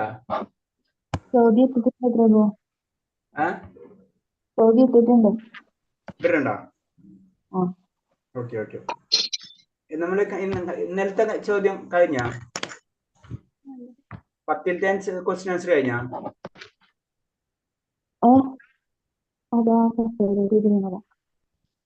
ഹരേഷ്ണ, എന്ത് മാതാജി വന്നിട്ടില്ല ഇന്ന്? കഴിഞ്ഞായിരുന്നു. 10 കഴിഞ്ഞ? 10 ഇന്നലെ പറഞ്ഞായിരുന്നു. 10 ഇന്നലെ പറഞ്ഞല്ലേ അല്ലേ? ഇന്നലെ പറഞ്ഞു.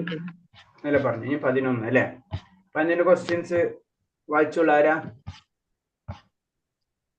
ഞാൻ എഴുതിയില്ല പ്രഭുജി. ഞാൻ എഴുതിയില്ലേ? എഴുതിയെടുത്തില്ല. ഞാൻ മറ്റേ ക്ലാസ്സിന് ആരെങ്കിലും ചെയ്തിട്ടുണ്ടോ?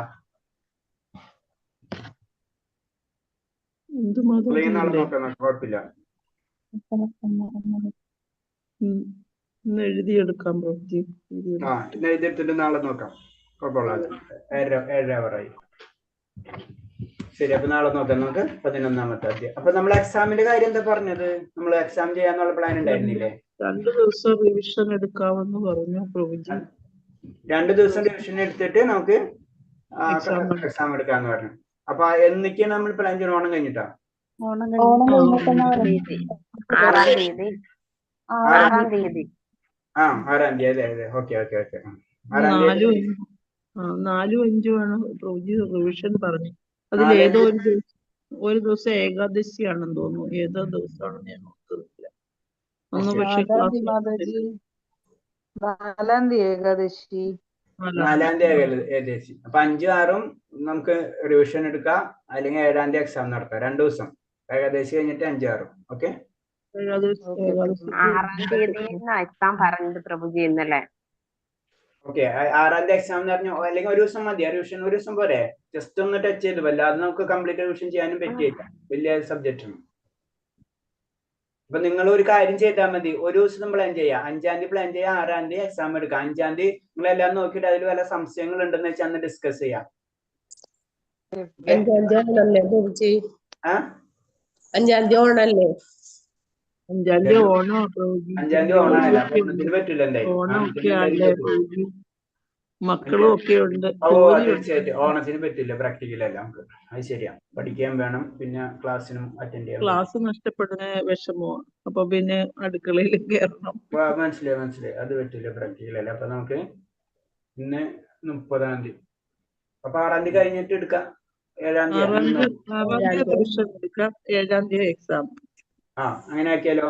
6ാം തീയതി റിവിഷനും 7ാം തീയതി എക്സാം. അപ്പൊ 6ാം തീയതിക്ക് ഒരു കാര്യം ചെയ്യണം. എല്ലാവരും ക്വസ്റ്റ്യൻ ആൻസർ ഒക്കെ നോക്കിയിട്ട് അതിൽ സംശയമുള്ള കാര്യങ്ങളൊന്നും എനിക്ക് പേഴ്സണലായിട്ട് മെസ്സേജാ അല്ലെങ്കിൽ നിങ്ങൾ ഡിസ്കഷൻ ഗ്രൂപ്പ് ഉണ്ടല്ലോ, ഡിസ്കഷൻ ഗ്രൂപ്പിൽ ഡിസ്കസ് ചെയ്തിട്ട് ആ സമയത്ത് എന്തെങ്കിലും സംശയമുള്ളത് മാത്രം ഒന്ന് വോയിസ് ഇട്ട് വെച്ചാൽ മതി.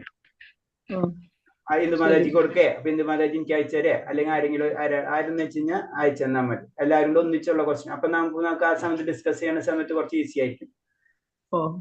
ഡൗട്ട് ഉണ്ടെങ്കിൽ അതിൽ ഡൗട്ട് ഉണ്ടാവേണ്ട ആവശ്യമില്ല. കാരണം എന്ന് വെച്ച് കഴിഞ്ഞാൽ നമുക്ക് ക്വസ്റ്റ്യൻ ആൻസർ കവർ ചെയ്ത് പോയിട്ടുള്ളതാണ്. എന്തെങ്കിലും ഉണ്ട് അല്ലെങ്കിൽ നമ്മൾ ജസ്റ്റ് ഞാനൊന്ന് ജനറൽ ആയിട്ടൊന്ന് പറഞ്ഞില്ല, മുഴുവനും പറയാൻ പറ്റില്ല. കാരണം എന്ന് വെച്ച് കഴിഞ്ഞാൽ വലിയ തീരൂല നമ്മളെ 10 അധ്യായം അതിന്റെ ക്വസ്റ്റ്യൻ അത് നമുക്ക് പ്രാക്ടിക്കൽ അല്ല. അപ്പൊ ജസ്റ്റ് ഒന്ന് ഒരു നമുക്കൊരു പറയില്ല, ഒരു സമാധാനം, അത്രേ ഉള്ളൂ. റിവിഷൻ ചെയ്തെന്നുള്ളത് അത്രേ ഉണ്ടാവുള്ളൂ കേട്ടോ. ഹരേ കൃഷ്ണ. അപ്പൊ 7ാം തീയതി എക്സാം, 6ാം തീയതി റിവിഷൻ. നാളെ ഇതിന്റെ ക്വസ്റ്റ്യൻ ആൻസർ ഒന്ന് നോക്കിയിട്ട് വരാം, എന്നിട്ട് നമുക്ക് ഡിസ്കഷൻ ചെയ്യാം. 4ഉം 5ഉം ക്ലാസ് ഇല്ലല്ലോ. 4 ഏകാദശിയും 5 ഓണം. ഹരേ കൃഷ്ണ മാതാജി. ഇന്ദു മാതാജി 3-ാം തീയതി പ്രഭു ഏകാദശി. ഗ്രൂപ്പിൽ ആരോ പറഞ്ഞു 4ആണെന്ന്. 4-ാം തീയതിയാണ് നോക്കിണ്ടായിരുന്നു. 3 കലണ്ടർ പ്രകാരം 4-ാം തീയതി അല്ലേ മാതാജി? ഓക്കെ, കുഴപ്പമില്ല. അത് നമുക്ക് പിന്നെ ആ സമയത്ത് എന്തിട്ടുണ്ടെങ്കിൽ നമുക്ക് അങ്ങോട്ട് കിട്ടും മാറ്റാവുന്നല്ലേ ഉള്ളൂ. നമുക്ക് എക്സാം അപ്പൊ 7-ന് വയ്ക്കാം. ഓക്കെ ഓക്കെ പ്രഭു. ഹരേ കൃഷ്ണ. ശരി അപ്പൊ മാതാജി. ഓക്കെ. ഹരേ കൃഷ്ണ. പഞ്ചകൽപരൂപച്ച കൃപാസന്ധ്യാപച്ച പതിനാം ഭാവനേപി വൈഷ്ണവേപി നമാനന്ദകോടി ഭക്ഷണ ഭക്തർക്ക് പൂവാദിക്ക് ഗുരുദേവിക്ക്. ഹരേ കൃഷ്ണ. എല്ലാവർക്കും പ്രണാമം. പ്രണാമം പ്രഭുജി. ഹരേ കൃഷ്ണ. ഹരേ കൃഷ്ണ പ്രഭു. ഹരേ കൃഷ്ണ. ഹരേ കൃഷ്ണ. ഹരേ കൃഷ്ണ.